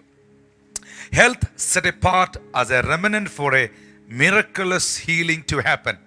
ഒരു അത്ഭുത സൗഖ്യം, ഒരു അത്ഭുതകരമായ വിടുതൽ ജീവിതത്തിൽ ഉണ്ടാകാനായി, സൗഖ്യത്തിനായി ശേഷിപ്പിക്കുന്നതായ ആരോഗ്യം. അതിനു വേണ്ടിയിട്ട് മർക്കോസിന്റെ സുവിശേഷം 5-ാം അധ്യായം 25 മുതൽ 29 വരെയുള്ള വാക്യങ്ങൾ വായിക്കുന്നു. സൗഖ്യത്തിനായി ശേഷിപ്പിച്ച ആരോഗ്യം. 12 സംവത്സരമായിട്ട് രക്തസ്രവമുള്ളവളായ പല വൈദ്യന്മാരാലും ഏറിയോന്ന് സഹിച്ച് തനിക്കുള്ളതൊക്കെയും ചെലവഴിച്ചിട്ടും ഒട്ടും ഭേദം വരാതെ ഏറ്റവും പരവശയായി തീർന്നിരുന്ന ഒരു സ്ത്രീ യേശുവിൻ്റെ വർത്തമാനം കേട്ടു. അവൻ്റെ വസ്ത്രമെങ്കിലും തൊട്ടാൽ ഞാൻ രക്ഷപ്പെടും എന്ന് പറഞ്ഞ് പുരുഷാരത്തിൽ കൂടി പുറകിൽ വന്ന് അവൻ്റെ വസ്ത്രം തൊട്ടു. ക്ഷണത്തിൽ അവളുടെ രക്തസ്രവം നിന്നു, ബാധ മാറി, താൻ സ്വസ്ഥയായി എന്ന് അവൾ ശരീരത്തിൽ അറിഞ്ഞു. വാത്സല്യ ദൈവത്തിന്റെ ജനമേ, നമുക്കറിയാം 12 സംവത്സരമായിട്ട് 12 വർഷമായിട്ട് ബ്ലീഡിങ് ഇഷ്യൂ ഉള്ളതായ, രക്തസ്രവമുള്ളതായ ഒരു സ്ത്രീ, ശരീരത്തിൽ നിന്ന് രക്തം വാർന്നു പൊയ്ക്കൊണ്ടേയിരിക്കുകയാണ്. അത് 1-2 ദിവസങ്ങളല്ല, 12 വർഷമായിട്ട് കണ്ടിന്യൂസ്ലി ആ സഹോദരി അനുഭവിക്കുകയാണ്.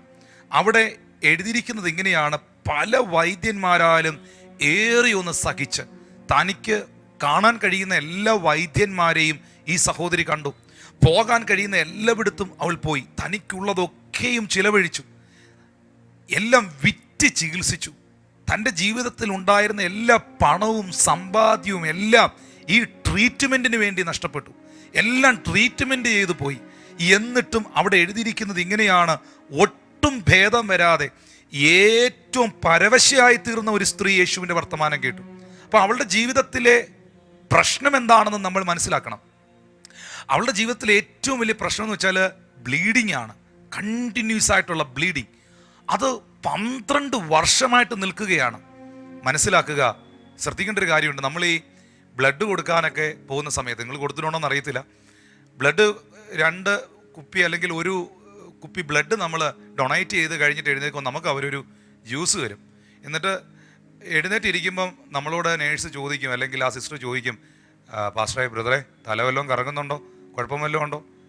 കുഴപ്പമില്ല, എന്നാൽ ഈ ജ്യൂസ് കുടിച്ചിട്ട് പെട്ടെന്ന് ചാടി എഴുന്നേൽക്കേണ്ട, പതുക്കെ ഒന്ന് റെസ്റ്റ് ചെയ്ത് എഴുന്നേറ്റ്. കാരണം 1 കുപ്പി ബ്ലഡ് പോയപ്പോൾ തന്നെ ടയേർഡായി എന്നാണ് അവർ പറയുന്നത്.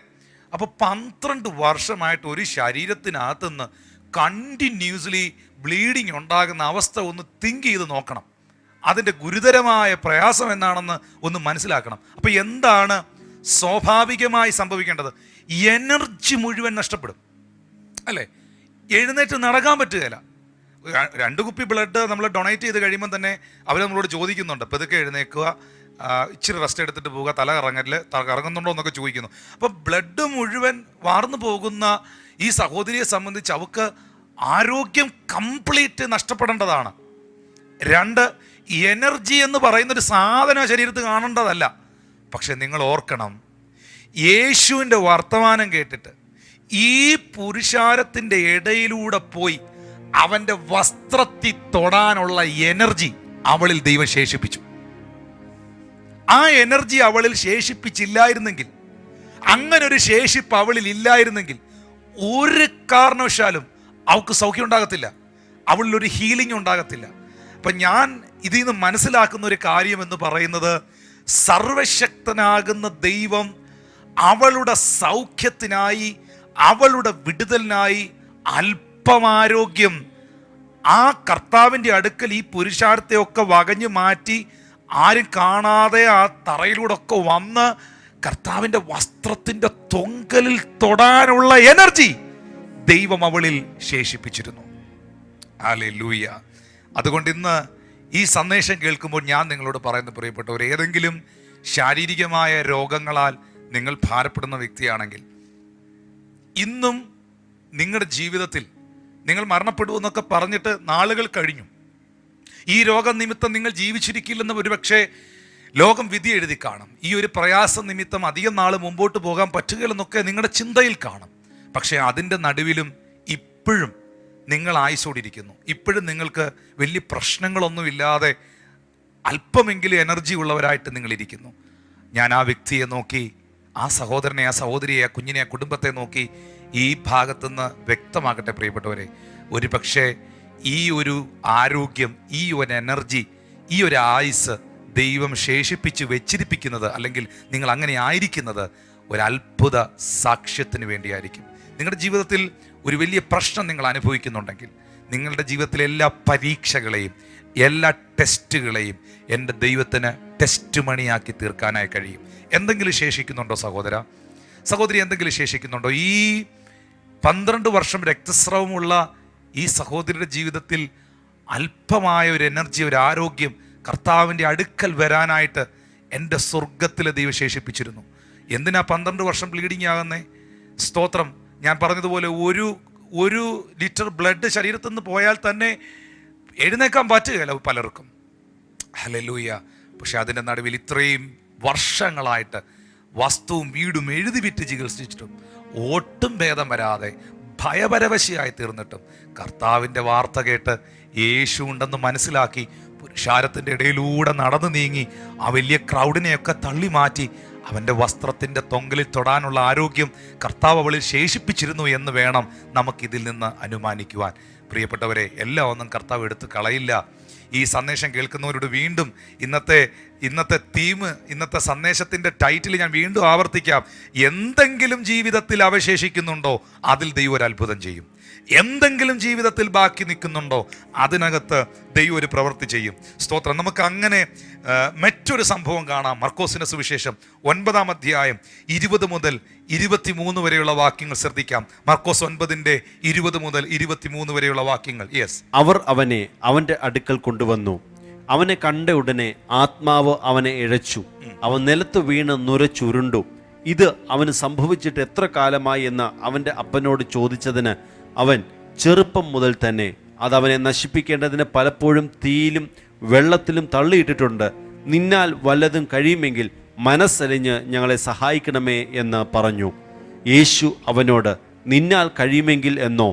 വിശ്വസിക്കുന്നവന് സകലവും കഴിയുമെന്ന് പറഞ്ഞു. യേശു കർത്താവിൻ്റെ പരസ്യ ശുശ്രൂഷയിൽ മറുരൂപമലയിൽ മൗണ്ട് ടാബോറിൽ യേശു കർത്താവും 3 ശിഷ്യന്മാരും, പത്രോസ്, യാക്കോബ്, യോഹന്നാൻ, ബാക്കി 9 പേരെ താഴെ നിർത്തി 3 ശിഷ്യന്മാരുമായിട്ട് യേശു ആ പർവ്വതത്തിൻ്റെ മുകളിൽ കയറിപ്പോയി. അവിടെ നമുക്കറിയാം സംഭവിച്ചത്. മോശയും ഏലിയാവും പ്രത്യക്ഷമായി. യേശു കർത്താവിൻ്റെ വസ്ത്രം ഒരലക്കുകാരനെ വെളുപ്പിക്കുവാൻ കഴിയാത്ത നിലയിൽ വെണ്മയുള്ളതായി. ഈ സംഭവം കഴിഞ്ഞ് യേശു ആ പർവ്വതത്തിൽ നിന്ന് ഈ 3 ശിഷ്യന്മാരുമായി താഴോട്ട് ഇറങ്ങി വരുമ്പോൾ അവിടെ ഭയങ്കര ഒരു ഡിസ്കഷൻ നടക്കുന്ന കണ്ടു. അവിടെ എന്തോ ഒരു വലിയൊരു ചർച്ച നടക്കുന്നുണ്ട്, ബഹളമൊക്കെ കേട്ടു. അപ്പോൾ അടുക്കലോട്ട് ചെന്നപ്പം ഒരപ്പൻ ഓടി വന്ന് യേശുവിനോട് പറഞ്ഞു, കർത്താവേ, എൻ്റെ കുഞ്ഞിന് ഒരു വലിയ പ്രശ്നമുണ്ട്. അത് ഈ താഴെ നിന്ന 9 ശിഷ്യന്മാർ ഇവരോട് പറഞ്ഞു സൗഖ്യപ്പെടുത്താൻ. നിന്റെ കൂടെ നടക്കുന്നവരല്ലേ. പക്ഷേ ഈ 9 പേർക്കും അവരെ സൗഖ്യപ്പെടുത്തുവാൻ, സുഖമാക്കാൻ കഴിഞ്ഞില്ല. സ്തോത്രം. നിന്നാൽ കഴിയുമെങ്കിൽ എൻ്റെ കുഞ്ഞിനെ സുഖപ്പെടുത്താൻ പറഞ്ഞു. അപ്പോഴാണ് യേശു പറഞ്ഞത്, എന്നാൽ കഴിയുമെന്നോ? വിശ്വസിക്കുന്നവന് സകലതും കഴിയുമെന്ന് പറഞ്ഞു. 21-ാമത്തെ വാക്യത്തിൽ വരുമ്പം നമുക്ക് കാണാൻ കഴിയുന്നുണ്ട്, യേശു കർത്താവ് ചോദിക്കുകയാണ്, ഇത് സംഭവിച്ചിട്ട് എത്ര കാലമായി എന്ന് അവൻ്റെ അപ്പനോട് ചോദിച്ചു. അപ്പോൾ ഉടനെ അവൻ്റെ അപ്പൻ മറുപടി പറയുകയാണ്, ചെറുപ്പം മുതലേ, കൊച്ചു പ്രായം മുതലേ ഇവൻ ഈ പ്രശ്നമുണ്ട്. എന്താണ് അവൻ്റെ പ്രശ്നം? ഒരു അശുദ്ധാത്മാവ് അവനിലുണ്ട്. അത് അവനെ നശിപ്പിക്കേണ്ടതിന് പലപ്പോഴും തീയിലും വെള്ളത്തിലും തള്ളിയിട്ടിട്ടുണ്ട്. അപ്പോൾ കൊച്ചു പ്രായം മുതലേ, ചെറുപ്രായം മുതലേ ഇവനിൽ ഈ ദുരാത്മാവ് പ്രവർത്തിക്കുന്നുണ്ട്. ഈ അശുദ്ധാത്മാവ് ഈ കൊച്ചു പ്രായം മുതലേ എന്ത് ചെയ്യുന്നുണ്ട്? ഇവ തീ ഉള്ളിടത്ത് നിൽക്കുമ്പോൾ ഇവനെ അതിനകത്തോട്ട് തള്ളിയിടും. വെള്ളത്തിൻ്റെ അടുത്തോട്ട് പോകുമ്പോൾ ഇവനെ വലിച്ചഴച്ചുകൊണ്ട് പോയി വലിയ നിലയില്ലാത്ത വെള്ളത്തിലേക്ക് അവനെ തള്ളിയിടാൻ ശ്രമിക്കും. പല സമയങ്ങളിലും തീയിലും വെള്ളത്തിലും ഇവനെ തള്ളിയിടാനായിട്ട് നോക്കിയിട്ടുണ്ട്. അപ്പം നിങ്ങളൊന്ന് മനസ്സിലാക്കണം, തീ എന്ന് പറയുന്നത് പൊള്ളുന്ന അവസ്ഥയാണ്, ചൂടിൻ്റെ അനുഭവമാണ്. അശുദ്ധാത്മാവ് എന്ത് ചെയ്യുന്നു? പൊള്ളിക്കുന്നു. ചൂടേറിയ അനുഭവങ്ങളിൽ, വേദനിപ്പിക്കുന്ന അനുഭവങ്ങളിലേക്ക് തള്ളിയിടാൻ ശ്രമിക്കുന്നു. പലപ്പോഴും പിശാചിൻ്റെ തന്ത്രം ഇതാ. ഇന്നത് കണ്ടുകൊണ്ടിരിക്കുമ്പം നിങ്ങളുടെ ഹൃദയത്തിൽ, നിങ്ങളുടെ ജീവിതത്തിൽ ഭയങ്കരമായ പ്രയാസം, വേദന, അസ്വസ്ഥത ഉളവാക്കുന്ന അനുഭവത്തിലേക്ക് നിങ്ങളെ തള്ളിയിടാനായിട്ട്, വലിച്ചഴയ്ക്കാനായിട്ട് പിശാച് ശ്രമിക്കുന്നു. വെള്ളത്തിൽ തള്ളിയിടുക, നിലയില്ലാത്ത വെള്ളത്തിൽ തള്ളിയിടുക എന്ന് പറഞ്ഞാൽ, വെള്ളത്തിൽ വീഴുന്നവൻ്റെ സ്ഥിതി എന്ന് പറഞ്ഞാൽ അവന് ശ്വാസം മുട്ടും, സഫോക്കേഷൻ ഉണ്ടാകും. വലിയ ശ്വാസം മുട്ടൽ ഉണ്ടാക്കിക്കുക, സഫോക്കേറ്റഡ് ആക്കുക, വീർപ്പ് മുട്ടിക്കുക. ഇന്ന് അങ്ങനെ ആരെങ്കിലും എന്നെ കാണുന്നുണ്ടോ? ഭയങ്കരമായ എന്താ കാരണമെന്നൊന്നും അറിയത്തില്ല, എന്തോ ഭയങ്കര മനോവേദനയിലൂടെ, ഭയങ്കര മനപ്രയാസത്തിലൂടെ ഞാൻ കടന്നു പോന്നു. ഞാനങ്ങ് ആകെ അസ്വസ്ഥമായിരിക്കുന്നു, എന്നെ അങ്ങ് സഫോക്കേറ്റ് ചെയ്യുകയാണ്, എനിക്കങ്ങ് ഉറങ്ങാൻ ഉറങ്ങാൻ പറ്റുന്നില്ല, എനിക്ക് കിടന്നിട്ട് ഉറക്കം വരുന്നില്ല, എനിക്ക് ശ്വാസം മുട്ടുകയാണ്, ആ നിലയിൽ ആരെങ്കിലും എന്നെ കേൾക്കുന്നുണ്ട്, യേശുവിൻ്റെ നാമത്തിൽ ആ അശുദ്ധാത്മ ശക്തികൾ നിങ്ങളെ വിട്ടുപോകട്ടെ. Thank you Lord Jesus, hallelujah. അത് ഡീമണിക് വർക്കാണ്, അത് അശുദ്ധാത്മാവിൻ്റെ പ്രവൃത്തിയാണ്. ആ നിലയിൽ ഈ കുട്ടിയുടെ മേളിൽ, ഈ ചെറുപ്പക്കാരൻ്റെ മേളിൽ, ഈ കുഞ്ഞിൻ്റെ മേളിൽ ചെറുപ്രായം മുതലേ സംഭവിക്കുന്നതായി പിതാവ് പറഞ്ഞേ. പക്ഷെ ഞാനൊരു ചോദ്യം ചോദിക്കട്ടെ എൻ്റെ പ്രിയ സഹോദരങ്ങളോട്. കൊച്ചുപ്രായം മുതലേ ഇവനെ തീയിൽ തള്ളിയിടാൻ ശ്രമിക്കുന്നു, വെള്ളത്തിൽ തള്ളിയിടാൻ ശ്രമിക്കുന്നു, ഇവനെ കൊന്നുകളയാൻ നോക്കുന്നു, പിശാച് ഇവനെ ഇല്ലാതാക്കാൻ ശ്രമിക്കുന്നു. പക്ഷേ അവന് പ്രതിസന്ധികളൊന്നും സംഭവിക്കാതെ, അവൻ്റെ ശരീരം പൊള്ളലേൽക്കാതെ, അവൻ്റെ ജീവിതം തകർന്നു പോകാതെ അവൻ്റെ ലൈഫിനെ ദൈവം ശേഷിപ്പിച്ചു. അവൻ്റെ ജീവിതത്തെ ദൈവം ശേഷിപ്പിച്ചു. പിശാചിനെ കൊന്നുകളയാനായിരുന്നേ അവനെ എന്നേ കൊന്നുകളയായിരുന്നു. പിശാചിനെ തീർക്കാനായിരുന്നേ അവനെ എന്നേ തീർത്തുകളായിരുന്നു. അതാ അപ്പൻ പറഞ്ഞത്, പലപ്പോഴും പിശാച് അങ്ങനെ ശ്രമിച്ചിട്ടുണ്ടെന്ന്. പക്ഷേ അവനൊന്നും പറ്റിയില്ല. ഇതുവരെ ആ കർത്താവിൻ്റെ അടുക്കൽ നിൽക്കുന്ന ആ മൂമെന്റ് വരെ പിശാചിന് അവനെ തീർത്തു കളയാൻ പറ്റിയില്ല. ഞാൻ ഉറപ്പായും പറയുന്നു, സാത്താന് അവനെ തീർത്തു കളയാൻ പറ്റാത്തതിൻ്റെ കാരണം, അവൻ്റെ ആയുസ്സിനെ ദൈവം ശേഷിപ്പിച്ചതിൻ്റെ കാരണം, യേശുവിൻ്റെ കരത്താൽ അവനൊരു വിടുതൽ ഉണ്ടാകാൻ വേണ്ടിയാണ്. യേശുവിൻ്റെ കരത്താൽ അവനിലൊരു അത്ഭുതം നടക്കാൻ വേണ്ടിയാണ്. അവനെ ഒരു സാക്ഷിയാക്കാൻ വേണ്ടിയാണ്. പ്രിയപ്പെട്ടവരെ, നിങ്ങളുടെ ജീവിതത്തിൽ നിങ്ങളുടെ ആയുസ്സിനെ എന്നേ നിങ്ങളെ തീർത്തു കളയാൻ പിശാച് പല പദ്ധതികൾ ഒരുക്കിയിരുന്നു. ഇല്ലെന്ന് പറയാൻ കഴിയുമോ? നിങ്ങളുടെ ആയുസ്സിനോട് പോരാടിയില്ലേ? നിങ്ങളുടെ ജീവിതത്തോട് പോരാടിയില്ലേ? നിങ്ങളുടെ ആയുസ്സിനെ ഇല്ലാതെയാക്കുവാൻ, നിന്നെ രോഗക്കിടക്കയിലാക്കുവാൻ എത്രയോ ശ്രമങ്ങൾ പിശാച് ശ്രമിച്ചു കാണും. പക്ഷെ ഇന്നും കർത്താവ് ആരോഗ്യത്തോടെ നിർത്തിയിരിക്കുന്നെങ്കിൽ അവരെ നോക്കി പറയുന്നു, നിങ്ങളെക്കുറിച്ച് എൻ്റെ യേശുവിനൊരു പദ്ധതിയുണ്ട്. നിങ്ങളുടെ കുഞ്ഞുങ്ങളെ ഇല്ലായ്മയാക്കുവാൻ, അവരുടെ ജീവിതങ്ങളെ തകർത്ത് കളയുവാൻ, അവരുടെ ഭാവിയെ നശിപ്പിച്ചു കളയുവാൻ പിശാച് പല ശ്രമങ്ങൾ നടത്തിയിട്ടും ഇന്നും ആ കുഞ്ഞുങ്ങൾ, ആ കുട്ടികൾ ദൈവകൃപയിൽ നിൽക്കുന്നെങ്കിൽ ഉറപ്പായിട്ടും നിങ്ങൾ മനസ്സിലാക്കണം, നിങ്ങളുടെ കുഞ്ഞുങ്ങളെക്കുറിച്ച് യേശുവിനൊരു പദ്ധതിയുണ്ട്. അവരെ കർത്താവിന് തൻ്റെ രാജ്യത്തിൽ സാക്ഷിയാക്കാനുണ്ട്. പ്രിയമുള്ളവരെ, ദൈവം ശേഷിപ്പിക്കുമെന്നേ, എന്തെങ്കിലും ഒരു ശേഷിപ്പ് കർത്താവ് വയ്ക്കുമെന്നേ.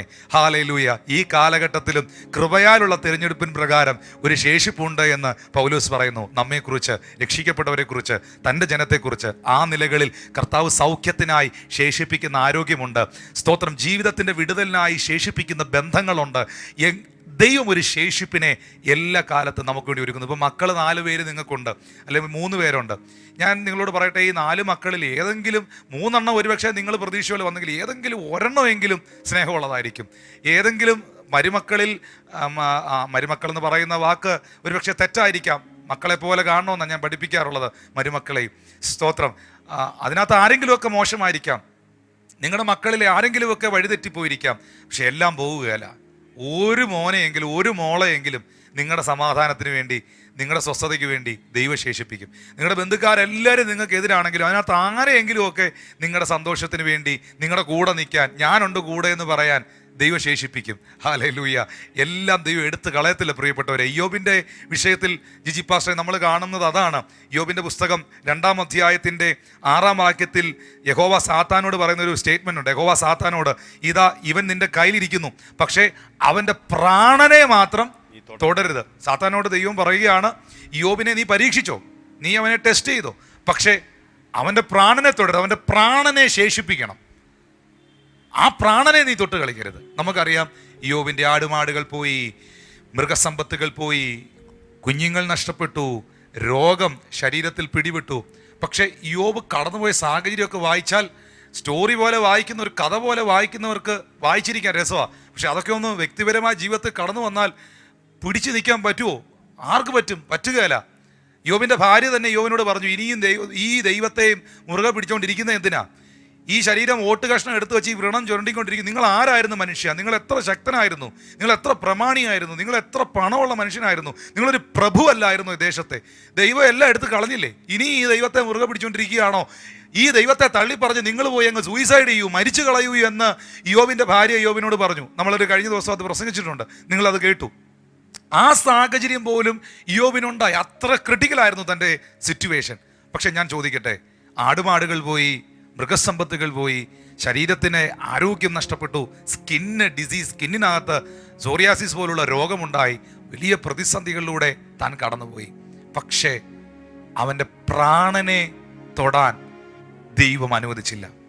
ആ പ്രാണനെ ദൈവം ശേഷിപ്പിച്ചത് കൊണ്ട് ഇയ്യോബിന്റെ പുസ്തകം അവസാന അധ്യായത്തിലേക്ക് വരുമ്പോൾ എന്നാ എഴുതിയിരിക്കുന്നത്? ഇയ്യോബിന്റെ സ്ഥിതി ആദ്യത്തേതിനേക്കാൾ അധികമായി ഇരട്ടിയായി ദൈവം അവനെ അനുഗ്രഹിച്ചു. അവനുള്ളതെല്ലാം ദൈവം വർദ്ധിപ്പിച്ചു. അവൻ്റെ രോഗങ്ങൾ സൗഖ്യപ്പെട്ടു, മൃഗസമ്പത്തുകൾ മടങ്ങി വന്നു.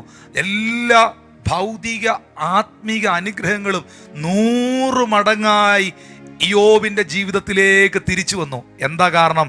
എല്ലാം നഷ്ടപ്പെട്ടിട്ടും ഇയ്യോബിന്റെ ജീവനെ ദൈവം ശേഷിപ്പിച്ചതുകൊണ്ട്. God will not allow you to lose everything. ജീവിതത്തിൽ എല്ലാം നഷ്ടപ്പെടുവാൻ ദൈവം അനുവദിക്കില്ല. നിങ്ങളുടെ ജീവിതത്തിലെ വാഗ്ദത്തങ്ങൾ നിറവേറുവാൻ, നിങ്ങളുടെ ജീവിതം അനുഗ്രഹിക്കപ്പെടുവാൻ സ്വർഗത്തിലെ ദൈവം നിങ്ങൾക്കായി എന്തെങ്കിലും ശേഷിപ്പിക്കും. നിങ്ങൾ പ്രതീക്ഷിക്കാത്തതിനെ ദൈവം ശേഷിപ്പിക്കും. നിങ്ങൾ പ്രതീക്ഷിക്കാത്തതിൽ നിന്നും ദൈവം ഒരു വലിയ പ്രവൃത്തി ചെയ്യുവാനിടയായിത്തീരും. ഒന്നാമതായി നമ്മൾ കേട്ടത് ബന്ധങ്ങളിലെ ശേഷിപ്പിനെ കുറിച്ചാണ്. രണ്ടാമതായി നാം കേട്ടത് നമ്മുടെ സൗഖ്യത്തിനായി ദൈവം വയ്ക്കുന്ന ആരോഗ്യത്തിൻ്റെ ശേഷിപ്പിനെ കുറിച്ചാണ്. നാലാമത്തെ ഭാഗവും പറഞ്ഞ് ഞാൻ വേഗം അവസാനിപ്പിക്കുന്നു. മൂന്നാമതായി നമുക്ക് ഭക്ഷിക്കാനും ജീവിക്കാനും ദൈവം ഒരു ശേഷിപ്പ് വയ്ക്കും. എല്ലാവർക്കും ഇഷ്ടമാണ് ഈ മൂന്നാമത്തെ പോയിന്റ്. എല്ലാവരെയും ശക്തീകരിക്കുന്നതാണ്. കാരണം എപ്പോഴും ഈ ഭൗതിക വിഷയം പറയുമ്പോഴാണ് ആൾക്കാർക്ക് ഒത്തിരി സന്തോഷം ഉണ്ടാകുന്നത്. എന്നാൽ ഞാൻ ഇതിനകത്തൊരു ഭൗതിക വിഷയം മാത്രമല്ല ഉൾപ്പെടുത്തുന്നത്. ഞാൻ ഇതിൻ്റെ ഒടുവിലേക്ക്, ഈ സന്ദേശത്തിൻ്റെ ഒടുവിലേക്ക് വരുമ്പോൾ നിങ്ങൾക്കത് മനസ്സിലാകും. നമുക്ക് ഭക്ഷിക്കാനും നമുക്ക് ജീവിക്കാനും ദൈവം എപ്പോഴും ഒരു ശേഷിപ്പ് വയ്ക്കും.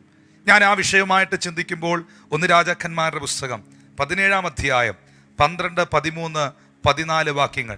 ഹല്ലേലൂയ. ദയവായിട്ട് ആ ഭാഗം വായിക്കുന്നു. അതിന് അവൾ, നിന്റെ ദൈവമായ യഹോവയാണ്, കലത്തിൽ ഒരു പിടി മാവും തുരുത്തിയിൽ അല്പം എണ്ണയും മാത്രമല്ലാതെ എനിക്ക് ഒരു അപ്പവുമില്ല. ഞാനിതാ 2 വിറക് പെറുക്കുന്നു. ഇത് കൊണ്ടു ചെന്ന് എനിക്കും മകന് വേണ്ടി ഒരുക്കി അത് ഞങ്ങൾ തിന്നിട്ട് മരിപ്പാനിരിക്കുകയാകുന്നു എന്ന് പറഞ്ഞു. സരഫത്തിലെ വിധവ നമുക്കറിയാം. ഏലിയാവ് ആ വിധവയുടെ വീട്ടിൽ അവളുടെ അടുക്കൽ ചെല്ലുന്നതിൻ്റെ അന്ന്, ചെന്ന ദിവസത്തിൻ്റെ അന്ന് രാത്രിയിൽ ഏലിയാവ് ചെന്നില്ലായിരുന്നെങ്കിൽ, ഒരു ദൈവപ്രവൃത്തി അവിടെ നടന്നില്ലായിരുന്നെങ്കിൽ, ആ സ്ത്രീ തന്നെ ഏലിയാവിനോട് പറഞ്ഞു, ഞാൻ എൻ്റെ കുഞ്ഞിനൊരു അപ്പം ഉണ്ടാക്കി കൊടുത്ത് ഒരടയുണ്ടാക്കി കൊടുത്ത് ഞങ്ങൾ 2 പേരും ഇന്ന് രാത്രി മരിക്കാനിരിക്കുകയാണെന്നാണ് പ്രവാചകനോട് ആ സ്ത്രീ പറഞ്ഞത്, അല്ലേ? അങ്ങനെയാണെങ്കിൽ നമ്മൾ മനസ്സിലാക്കേണ്ട ഒരു കാര്യമുണ്ട്. ഏലിയാവ് അവളോട് പറയുന്നുണ്ട്, എനിക്ക് കഴിക്കുവാൻ 2 അടയുണ്ടാക്കി കൊണ്ടുവരാൻ. അപ്പോൾ ഉടനെ 12-ാം വാക്യത്തിൽ പറയുകയാണ്, നിന്റെ ദൈവമായ യഹോവയാണ്, കലത്തിൽ ഒരു പിടി മാവും തുരുത്തിയിൽ അല്പം എണ്ണയും മാത്രമല്ലാതെ എനിക്കൊരു അപ്പവുമില്ല. അപ്പോൾ അവളുടെ ജീവിതത്തിൽ ഒന്നുമില്ല. 2 വിറക് പെറുക്കുന്നു, ജീവിതത്തിൽ എല്ലാം തകർന്നിരിക്കുന്നു, രാത്രിയിൽ കൊച്ചിൻ്റെ കൂടെ സൂയിസൈഡ് ചെയ്യാനിരിക്കുന്നു. അങ്ങനെ ഒരു സാഹചര്യത്തിൽ നിൽക്കുന്ന സമയത്ത് ഈ സഹോദരി ദൈവപുരുഷനാകുന്ന, ദൈവത്തിൻ്റെ അഭിഷിക്തനാകുന്ന ഏലിയാവിനോട് പറയുന്നൊരു സ്റ്റേറ്റ്മെൻ്റ് ഉണ്ട്, ഒരു പിടി മാവും തുരുത്തിയിൽ അല്പം എണ്ണയും ശേഷിക്കുന്നുണ്ട്. അത്രയുണ്ട്. അപ്പം ഞാൻ പറയട്ടെ, സൂയിസൈഡിങ്ങിൻ്റെ വക്കിലാണ് നിൽക്കുന്നതെങ്കിലും ഒരു ചെറിയ ശേഷിപ്പ് ദൈവം വെച്ചിട്ടുണ്ട്. ഒരു ചെറിയ ശേഷിപ്പ് അവളുടെ കൈവശം ദൈവം കൊടുത്തിരിക്കുന്നു. ഒരു പിടി മാവും അല്പം എണ്ണയും. ഞാൻ ഈ ഭാഗം വായിക്കുമ്പോൾ അത് പ്രവാചകന് അപ്പമുണ്ടാക്കി അടയുണ്ടാക്കി കൊടുത്തു.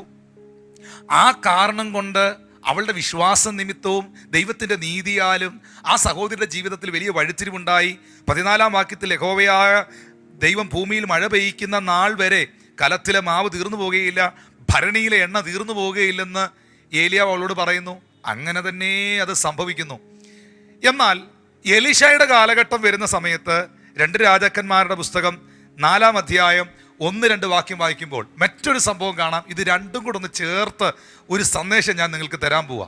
പ്രവാചക ശിഷ്യന്മാരുടെ ഭാര്യമാരിൽ ഒരുത്തി എലീശയോട് നിലവിളിച്ചു, നിന്റെ ദാസനായ എൻ്റെ ഭർത്താവ് മരിച്ചുപോയി. നിന്റെ ദാസൻ യഹോവ ഭക്തനായിരുന്നു എന്ന് നിനക്കറിയാമല്ലോ. ഇപ്പോൾ കടക്കാരൻ എന്നെ 2 മക്കളെ പിടിച്ച് അടിമകളാക്കുവാൻ വന്നിരിക്കുന്നു എന്ന് പറഞ്ഞു. എലീശ അവളോട്, ഞാൻ നിനക്ക് വേണ്ടി എന്ത് ചെയ്യണം? പറക, വീട്ടിൽ നിനക്ക് എന്തുള്ളൂ എന്ന് ചോദിച്ചു. 1 ഭരണി എണ്ണയല്ലാതെ അടിയൻ്റെ വീട്ടിൽ മറ്റൊന്നുമില്ല എന്ന് അവൾ പറഞ്ഞു. അതിനവൻ, നീ ചെന്ന് നിന്റെ അയൽക്കാരോടൊക്കെയും വെറും പാത്രങ്ങളെ വായ്പ വാങ്ങുക, പാത്രങ്ങൾ കുറവായിരിക്കരുത്. പിന്നെ നീയും നിന്റെ മക്കളും അകത്തു കയറി വാതിലടച്ച് പാത്രങ്ങളൊക്കെയും പകർന്ന് നിറഞ്ഞത് ഒരു ഭാഗത്ത് മാറ്റിവെക്കുക എന്ന് പറഞ്ഞു. ഇനി ഈ സർവീസ് ശ്രദ്ധയോടെ കാണുന്ന കേൾക്കുന്ന എൻ്റെ പ്രിയ സഹോദരങ്ങളോട് ഞാൻ ചോദിക്കട്ടെ, സരഫത്തിലെ വിധവയുടെ ഭവനത്തിൽ എന്തൊക്കെ സാധനങ്ങളാണ് വർദ്ധിച്ചത്? എണ്ണ മാത്രമാണോ? അല്ല, മാവും എണ്ണയും വർദ്ധിച്ചു, കുറഞ്ഞു പോയില്ല. എല്ലാ ദിവസവും മാവും എണ്ണയുണ്ടായി. എന്നാൽ പ്രവാചക ശിഷ്യന്മാരുടെ ഭാര്യമാരിൽ ഒരുത്തിയുടെ ആ പ്രവാചക ശിഷ്യന്റെ ഭവനത്തിൽ എന്താണ് എലീശ വർദ്ധിപ്പിച്ചത്? ഒരു ഭരണി എണ്ണ, അല്ലേ? അവിടെ എന്താണ് നിലനിർത്തിയത്? എന്തുകൊണ്ടാണ് അവൾ ഉപജീവനം കഴിച്ചത്?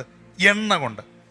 അപ്പം സരഫത്തിലെ വിധവയുടെ വീട്ടിൽ മാവും എണ്ണയും ഉണ്ടായതിന്റെ കാരണം ശേഷിപ്പ് മാവും എണ്ണയായിരുന്നു.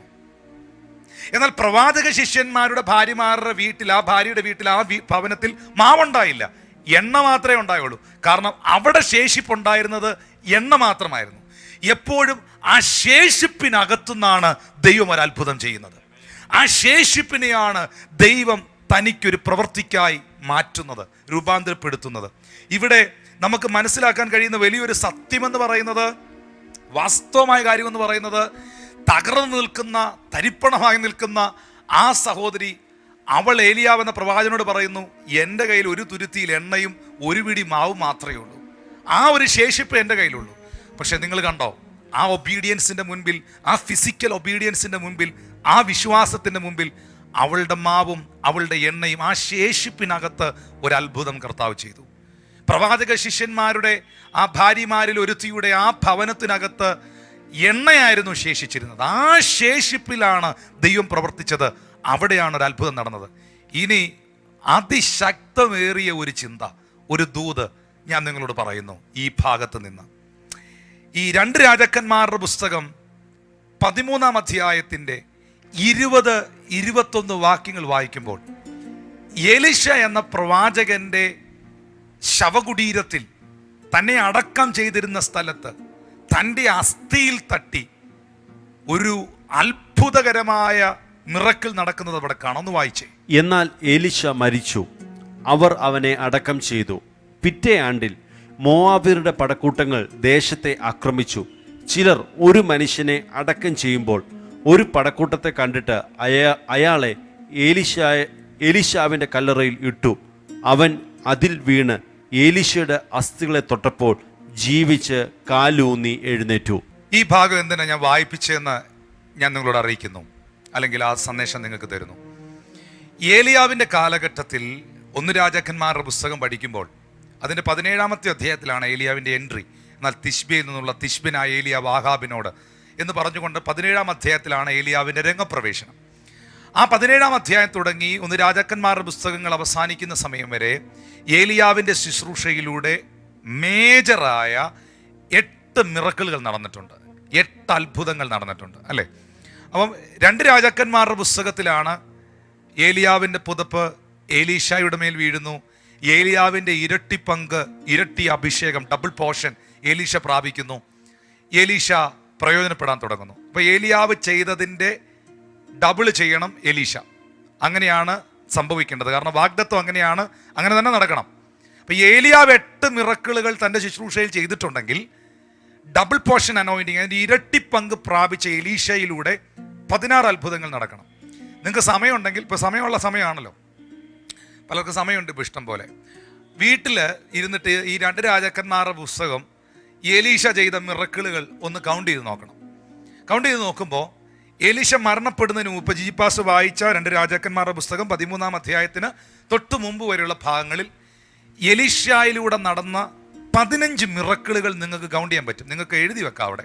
15 മിറക്കിളുകൾ, അത്ഭുതകരമേറിയ വിടുതലുകൾ തൻ്റെ ശുശ്രൂഷയിലൂടെ എലീശയുടെ കാലഘട്ടം നടന്നു. പക്ഷേ 15 മിറക്കിളുകൾക്ക് ശേഷം എലീശ മരിച്ചു. പക്ഷേ വാഗ്ദത്ത പ്രകാരം ഏലിയാവിൻ്റെ മേളിൽ നിന്ന് ഡബിൾ പോർഷൻ പ്രാപിച്ച ആള് പുള്ളിയിലൂടെ എത്ര മിറക്കിൾ നടക്കണം? 16 നടക്കണം. പക്ഷെ 15-ൽ പുള്ളി കഴിഞ്ഞു, മരണപ്പെട്ടു, അടക്കപ്പെട്ടു. അങ്ങനെ ഇരിക്കുമ്പോഴാണ് ഒരു ഫെലിസ്ത്യനെ അടക്കാനായിട്ട് ആ കല്ലറ കൊണ്ടുവന്നു, ഒരു മനുഷ്യനെ അടക്കം ചെയ്യാൻ കൊണ്ടുവന്നു.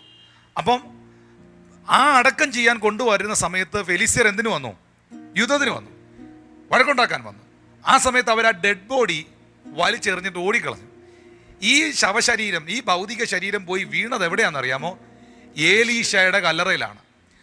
അത് ഏലീശയുടെ കല്ലറയ്ക്കകത്ത് പോയി തട്ടിയിട്ട് അസ്ഥികളിൽ തൊട്ടപ്പം ജീവിച്ച് കാലൂന്നി എഴുന്നേറ്റ് നിന്നു ഈ മരണപ്പെട്ട മനുഷ്യൻ.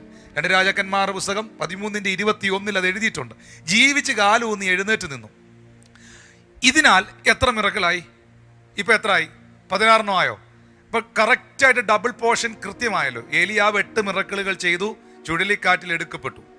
ഏലീശയുടെ കാലഘട്ടത്ത് 16 അത്ഭുതം നടക്കണം, 15 ചെയ്ത് പുള്ളി മരിച്ചു. പക്ഷെ ആ 16ാമത്തെ മിറക്കിൾ നടന്നത് ഈ സംഭവത്തിലൂടെയാണ്. ഞാൻ ചോദിക്കട്ടെ, എലീശ മരിച്ച് അടക്കപ്പെട്ട് തൻ്റെ അസ്ഥികളിൽ ടച്ച് ചെയ്ത് ആ മനുഷ്യൻ ജീവിച്ച് കാലൂന്നി എഴുന്നേറ്റു. അത് ദൈവം ചെയ്ത പ്രവൃത്തി തന്നെയാണ്. ദൈവം ആ വാഗ്ദത്വത്തെ നിറവേറ്റിയതാണ്. പക്ഷെ അതിനു വേണ്ടി ദൈവം എന്തു ശേഷിപ്പിച്ചു?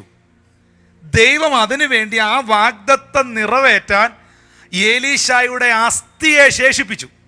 ആ പ്രോമിസ് നടക്കാൻ വേണ്ടി ആ ബോൺസിനെ ശേഷിപ്പിച്ചു. ഓ ഹല്ലേലൂയ! ഞാനതാ പറഞ്ഞത് കുഞ്ഞുങ്ങളെ, നയമാന്റെ വിഷയത്തിൽ വേലക്കാരിയിലൂടെയാണ് പുള്ളിക്ക് വഴിത്തിരിവുണ്ടായത്. എലീശയുടെ കാലഘട്ടത്തിൽ എലീശയുടെ മേലുള്ള പ്രോമിസുകൾ കംപ്ലീറ്റ് ചെയ്യാൻ തൻ്റെ ആ അസ്ഥി, ആ ബോണിനകത്താണ് ദൈവശക്തി വ്യാപരിച്ചത്. അപ്പോൾ വാഗ്ദത്തം ദൈവത്തിന് നിറവേറ്റാൻ ദൈവം എന്തുവാ അവശേഷിപ്പിക്കുന്നതെന്ന് നമുക്ക് പ്രെഡിക്റ്റ് ചെയ്യാൻ പറ്റില്ല. എന്നാൽ ഒരു കാര്യം എഴുതി വെച്ചോ, കർത്താവ് പറഞ്ഞത് കർത്താവ് ചെയ്തിരിക്കും. ദൈവം വാഗ്ദത്തം ചെയ്തതിനെ ദൈവം ചെയ്തിരിക്കും. അതിന് ദൈവം ഏത് റൂട്ടാ എടുക്കുന്നതെന്ന് എനിക്ക് പറയാൻ പറ്റുകയില്ല. പക്ഷേ ആ റൂട്ടിൽ ദൈവം വന്നിരിക്കും. ആ റൂട്ടിൽ കർത്താവ് വന്നിരിക്കും. ആ റൂട്ടിൽ ദൈവം പ്രവർത്തിച്ചിരിക്കും.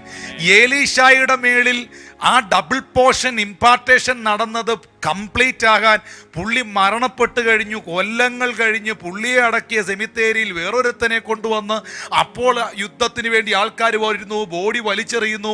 വേറെ ഒരു കല്ലറയിലും പോയി വീഴാതെ കൃത്യമായിട്ട് ഈ ശവശരീരം, ഈ മരണപ്പെട്ട മനുഷ്യൻ എലീശയുടെ കല്ലറയ്ക്കകത്ത് പോയി വീഴുന്നു. അസ്ഥി തട്ടി നിവർന്ന് നിൽക്കാന്നൊക്കെ പറയുന്നത് തമ്പുരാന്റെ റൂട്ടാണ്.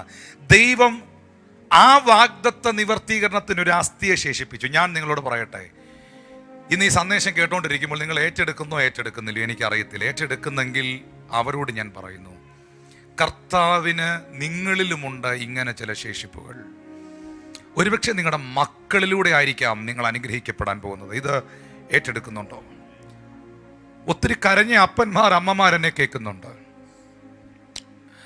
ഒത്തിരി കഷ്ടപ്പെട്ട് കുഞ്ഞുങ്ങളെ കരിയത്തും പുകയത്തും ഒക്കെ നിന്ന് പ്രഭാതത്തിൽ എഴുന്നേറ്റ് ഉള്ള ആഹാരം ശ്രേഷ്ഠമായി കൊടുത്ത് കുഞ്ഞുങ്ങളെ പഠിപ്പിച്ച് വളർത്തിയ അപ്പനമ്മമാരെന്നെ കേൾക്കുന്നുണ്ട്. അവരെന്നിട്ട് പറയുന്നുണ്ട്, ഞങ്ങളുടെ ജീവിതമോ ഇങ്ങനെയായി, ഞങ്ങളുടെ കുഞ്ഞുങ്ങളെങ്കിലും രക്ഷപ്പെടണം, ഞങ്ങളുടെ കുഞ്ഞുങ്ങളെങ്കിലും അനുഗ്രഹിക്കപ്പെടണം. പക്ഷേ കുഞ്ഞുങ്ങളുടെ പഠനം, അവരുടെ മുമ്പോട്ടുള്ള ഭാവിയൊക്കെ കാണുമ്പം ഈ അപ്പൻ്റെ അമ്മയുടെ മനസ്സിൽ വലിയ ആശങ്ക നിൽക്കുകയാണ്. ഞാൻ ഉദ്ദേശിച്ച ആ ലക്ഷ്യസ്ഥാനത്ത് അവരെത്തുമോ? എൻ്റെ പ്രതീക്ഷകൾക്കൊത്ത് എൻ്റെ മകൻ വരുമോ, എൻ്റെ മകൾ വരുമോ, എൻ്റെ ഭവനമായി തീരുമോ എന്ന് ചിന്തിക്കുമ്പോൾ ഈ തിരുവെഴുത്തിൻ്റെ അടിസ്ഥാനത്തിൽ പറയുന്നു, സഹോദര സഹോദരി, മാതാവേ പിതാവേ, നിന്റെ തലയെ ദൈവത്തിന് ഉയർത്തിപ്പിടിക്കാൻ, ദേശത്തിൽ നിന്നെ നിന്ദിച്ചവരുടെ നടുവിൽ ദൈവത്തിന് നിന്നെ മാനിക്കാൻ, നിന്റെ കൊച്ചുങ്ങളിൽ ഏതെങ്കിലും ഒന്നിനെ ദൈവം അതിശക്തനാക്കി ശക്തിയാക്കി മാറ്റും കേട്ടോ. ദൈവം ഒരു ശേഷിപ്പിനെ വയ്ക്കും. ഇത് വ്യക്തിപരമായ എൻ്റെ അനുഭവമാണ് ഞാൻ പ്രസംഗിക്കുന്നത്. എൻ്റെ ഭവനത്തിൻ്റെ അനുഭവം ഞാൻ പ്രസംഗിക്കുന്നത്. ഇത് അനവധി പേരുടെ അനുഭവമാണ്. ജോസഫ് നിമിത്തം മിസ്രൈമിൻ്റെ വീടിനെ ദൈവം അനുഗ്രഹിച്ചു. യിശയ്യായുടെ വീട്ടിൽ സാമുവേൽ അഭിഷേകം ചെയ്യുവാൻ ഇസ്രായേലിൻ്റെ രാജാവിനെ തിരഞ്ഞെടുക്കാനായി വരുമ്പോൾ യിശയ്യായി തൻ്റെ മക്കളെല്ലാം പിടിച്ചു നിർത്തി.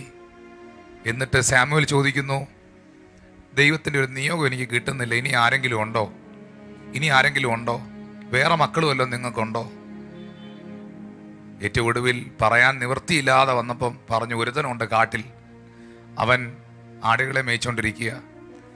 സ്തോത്രം. അമ്മ ഇടയ്ക്ക് കയറുന്നത്, ഇശായുടെ ഭാര്യ ഇടയ്ക്ക് കയറുന്നത് നമ്മൾ കാണുന്നില്ല. ഇശായുടെ ഭാര്യയ്ക്ക് വേണമെങ്കിൽ പറയായിരുന്നു, യോ എൻ്റെ ദാവീദ് മോനുണ്ട് കേട്ടോ, അവൻ കാട്ടിലാ എന്ന് ഇശായുടെ ഭാര്യയ്ക്ക് വേണമെങ്കിൽ പറയായിരുന്നു. ഇശായ്ക്ക് വേണമെങ്കിൽ പറയായിരുന്നു, സുന്ദരനും കോമളരൂപിയുമായ ഒരു മകൻ എനിക്കുണ്ട് കേട്ടോ, എൻ്റെ ഒരു ഇളയ കുഞ്ഞ് എനിക്കുണ്ട് കേട്ടോ എന്ന് വേണമെങ്കിൽ പറയായിരുന്നു. ഇശായ അത് പറഞ്ഞില്ല, അമ്മ ഇടയ്ക്ക് കയറിയില്ല. പക്ഷെ ദാവീദ് സങ്കീർത്തനം എഴുതിയപ്പോൾ ഇങ്ങനെ എഴുതി, എൻ്റെ അപ്പനും അമ്മയും എന്നെ ഉപേക്ഷിച്ചു, പക്ഷേ എൻ്റെ ദൈവം എന്നെ ഉപേക്ഷിച്ചില്ല, എൻ്റെ ദൈവം എന്നെ മറന്നില്ല. എന്നെ കേൾക്കുന്ന ദൈവത്തിൻ്റെ പൈതലെ, എങ്ങനെ പാടാതിരിക്കും ദാവീദ്? യഹോവ എൻ്റെ ഇടയനാകുന്നു, എനിക്ക് മുട്ടുണ്ടാകയില്ല. യഹോവ എൻ്റെ ഇടയനായിരിക്കുമ്പോൾ പച്ചയായ പുൽപ്പുറം എനിക്കുണ്ടാകാതിരിക്കില്ല, സ്വസ്ഥതയുള്ള വെള്ളം എനിക്കുണ്ടാകാതിരിക്കില്ല, എൻ്റെ പ്രാണന് തണുപ്പുണ്ടാകാതിരിക്കില്ല. മനുഷ്യരിൽ ആശ്രയിക്കുന്നതിനേക്കാൾ നല്ലത് യഹോവയിൽ ആശ്രയിക്കുന്നത്, പ്രഭുക്കന്മാരിൽ ആശ്രയിക്കുന്നതിനേക്കാൾ നല്ലത് യഹോവയിൽ ആശ്രയിക്കുന്നത്. പ്രിയപ്പെട്ടവരെ, എല്ലാവരും നിങ്ങളെ ഉപേക്ഷിച്ചാലും, എല്ലാവരും നിങ്ങളെ മറന്നാലും, എല്ലാവരും നിങ്ങളെ കളഞ്ഞാലും, ഒരു അനുഗ്രഹത്തിനായി, ഒരു വിടുതലിനായി, ഒരു നന്മയ്ക്കായി, ഒരു മാന്യതയ്ക്കായി എന്തെങ്കിലും നിങ്ങളുടെ ജീവിതത്തിൽ കർത്താവ് ശേഷിപ്പിക്കും, കർത്താവ് മാറ്റിവെക്കും. ഇവിടെ നമുക്ക് കാണാൻ കഴിയുന്നത് ഏലീശായുടെ മേലുള്ള വാഗ്ദത്തം നിറവേറ്റുവാൻ അവൻ്റെ അസ്ഥികളെ ശേഷിപ്പിച്ച ദൈവത്തെയാണ്. പ്രവാചക ശിഷ്യന്മാരുടെ ഭാര്യമാരിൽ ഒരുത്തി കുഞ്ഞുങ്ങളെ കടക്കാർ പിടിച്ചു കൊണ്ടുപോകാൻ വന്നപ്പോൾ, ജീവിതം തകർന്ന് തരിപ്പണമായപ്പോൾ അവളുടെ ജീവിതത്തിന് വിടുതലുണ്ടാകുവാൻ അവളുടെ ഭവനത്തിൽ അല്പം എണ്ണയെ ദൈവം ശേഷിപ്പിച്ചതാണ്. സാരാപത്തിലെ വിധവയുടെ ഭവനത്തിൽ അന്ന് രാത്രിയിൽ ആത്മഹത്യ ചെയ്യാനിരുന്ന ആ കുടുംബത്തെ ദൈവത്തിന് നേടിയെടുക്കുവാൻ, ദൈവത്തിൻ്റെ മഹത്വത്തിനായി ആ കുടുംബത്തെ രക്ഷിക്കുവാൻ ദൈവം അവിടെ ശേഷിപ്പിച്ചത് ഒരു പിടി മാവും അല്പം തുരുത്തിയിൽ അല്പം എണ്ണയുമാണ്. അതേ പ്രിയപ്പെട്ടവരെ, ദൈവം ശേഷിപ്പിൻ്റെ ദൈവമാണ്. വീണ്ടും ഇന്നത്തെ സന്ദേശത്തിൻ്റെ തീം, ദൈവം എന്നോട് സംസാരിച്ച തീം ഞാൻ ഒന്നുകൂടെ വായിക്കട്ടെ. എന്തെങ്കിലും ജീവിതത്തിൽ അവശേഷിക്കുന്നുണ്ടോ, അതിൽ ദൈവം ഒരത്ഭുതം ചെയ്യും.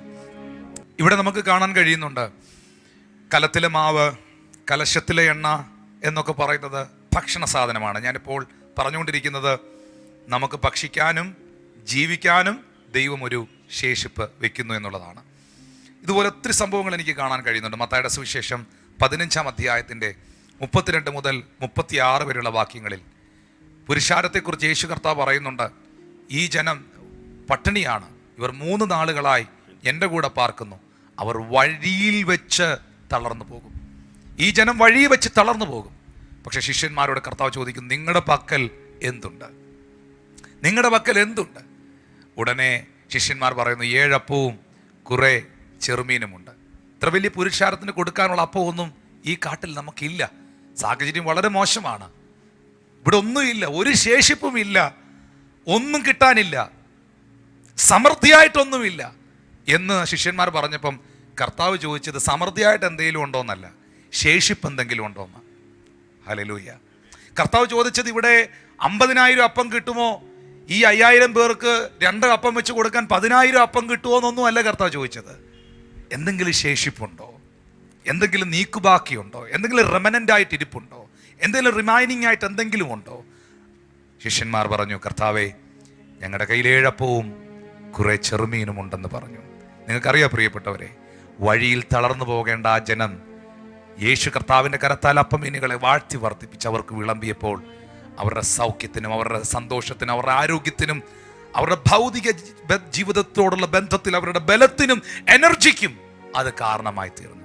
ഞാൻ ഉറപ്പായിട്ടും ഈ ഭാഗത്തെന്ന് പറയട്ടെ, നമുക്ക് ഭക്ഷിക്കാനും നമുക്ക് ജീവിക്കാനും ദൈവം ഒരു ശേഷിപ്പിക്കും. ഈ കോവിഡിൻ്റെ ഈ കാലഘട്ടത്തിലൊക്കെ പലയിടത്തും ഒത്തിരി ബുദ്ധിമുട്ടുകൾ പലരും അനുഭവിക്കുമ്പോൾ, പലരും ഒരുപാട് പ്രയാസത്തിലൂടെ കടന്നു പോകുമ്പോൾ, എൻ്റെ ഒരു ചോദ്യം നിങ്ങളോട്, എൻ്റെ കർത്താവ് നിങ്ങൾക്ക് ആഹാരം മുടക്കിയോ?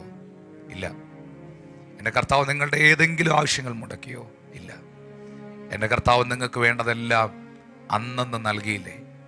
യേശു കർത്താവ് പ്രാർത്ഥിക്കാനായി പഠിപ്പിച്ചപ്പോൾ ഇങ്ങനല്ലേ പറഞ്ഞത്? നിങ്ങൾ ഇവണ്ണം പ്രാർത്ഥിക്കുവിനെന്ന് പറഞ്ഞപ്പോൾ, സ്വർഗസ്ഥനായ ഞങ്ങളുടെ പിതാവേ, നിന്റെ രാജ്യം വരണമേ, നിന്റെ ഇഷ്ടം സ്വർഗത്തിലെ പോലെ ഭൂമിയിലുമാകണമേ, ഞങ്ങൾക്ക് ആവശ്യമുള്ള ആഹാരം ഞങ്ങൾക്ക് ദിനം പ്രതി തരണമേ, ഞങ്ങളുടെ കടക്കാരോട് ഞങ്ങൾ ക്ഷമിച്ചിരിക്കുന്നത് പോലെ ഞങ്ങളുടെ കടങ്ങളും ദോഷങ്ങളും നീ ഞങ്ങളോട് ക്ഷമിക്കണമേ. ഞങ്ങളെ പരീക്ഷയിൽ കടത്തരുതേ, ഞങ്ങളെ ദുഷ്ടനിൽ നിന്നും രക്ഷിക്കണമേ. എന്തുകൊണ്ടെന്നാൽ രാജ്യവും ശക്തിയും മഹത്വവും എന്നേക്കും അവിടുത്തേതാകുന്നു. ഞങ്ങൾക്ക് ആവശ്യമുള്ള ആഹാരത്തെ ദിനം പ്രതി തരണമേ. തരുന്നില്ലേ? കർത്താവ് നൽകുന്നില്ലേ? പ്രിയപ്പെട്ടവരെ, അതെവിടുന്നാണെന്ന് അറിയുന്നില്ല. ഓരോ ദിവസവും ഓരോ നാളുകളിലും ഓരോ വിഷയത്തിൽ ആനയ്ക്ക് തടിഭാരം, ഉറുമ്പിന് അരിഭാരം എന്ന് പറയുന്നത് പോലെ നിങ്ങളുടെ വിഷയങ്ങളിൽ വലിയ കാര്യമായിരിക്കും. ആ വലിയ കാര്യത്തെയും ദൈവം നടത്തുന്നു. മറ്റു ചിലർക്ക് ചെറിയ കാര്യമായിരിക്കാം. ആ ചെറിയ കാര്യത്തെയും ദൈവം അത്ഭുതകരമായി നടത്തുന്നു. ഓരോ ദിവസവും ദൈവം ചില ശേഷിപ്പുകളിൽ നിന്ന് നമുക്ക് വേണ്ടി അത്ഭുതം ചെയ്യുന്നു. ഞാൻ ഈ മെസ്സേജ് കൺക്ലൂഡ് ചെയ്യുകയാണ്. വളരെ പ്രധാനപ്പെട്ടൊരു കാര്യം കൂടെ പറഞ്ഞിട്ട്. പ്രിയപ്പെട്ടവരെ, ബന്ധങ്ങളിലെ ശേഷിപ്പിനെ കുറിച്ച് നിങ്ങൾ കേട്ടു. ജീവിതത്തിലൊരു സൗഖ്യം കർത്താവിന് നിങ്ങൾക്ക് തരുവാൻ, നിങ്ങളെ ഒരു സാക്ഷിയാക്കുവാൻ, ആരോഗ്യത്തിൽ വെളിപ്പെടുന്ന ശേഷിപ്പിനെ കുറിച്ച് നിങ്ങൾ കേട്ടു.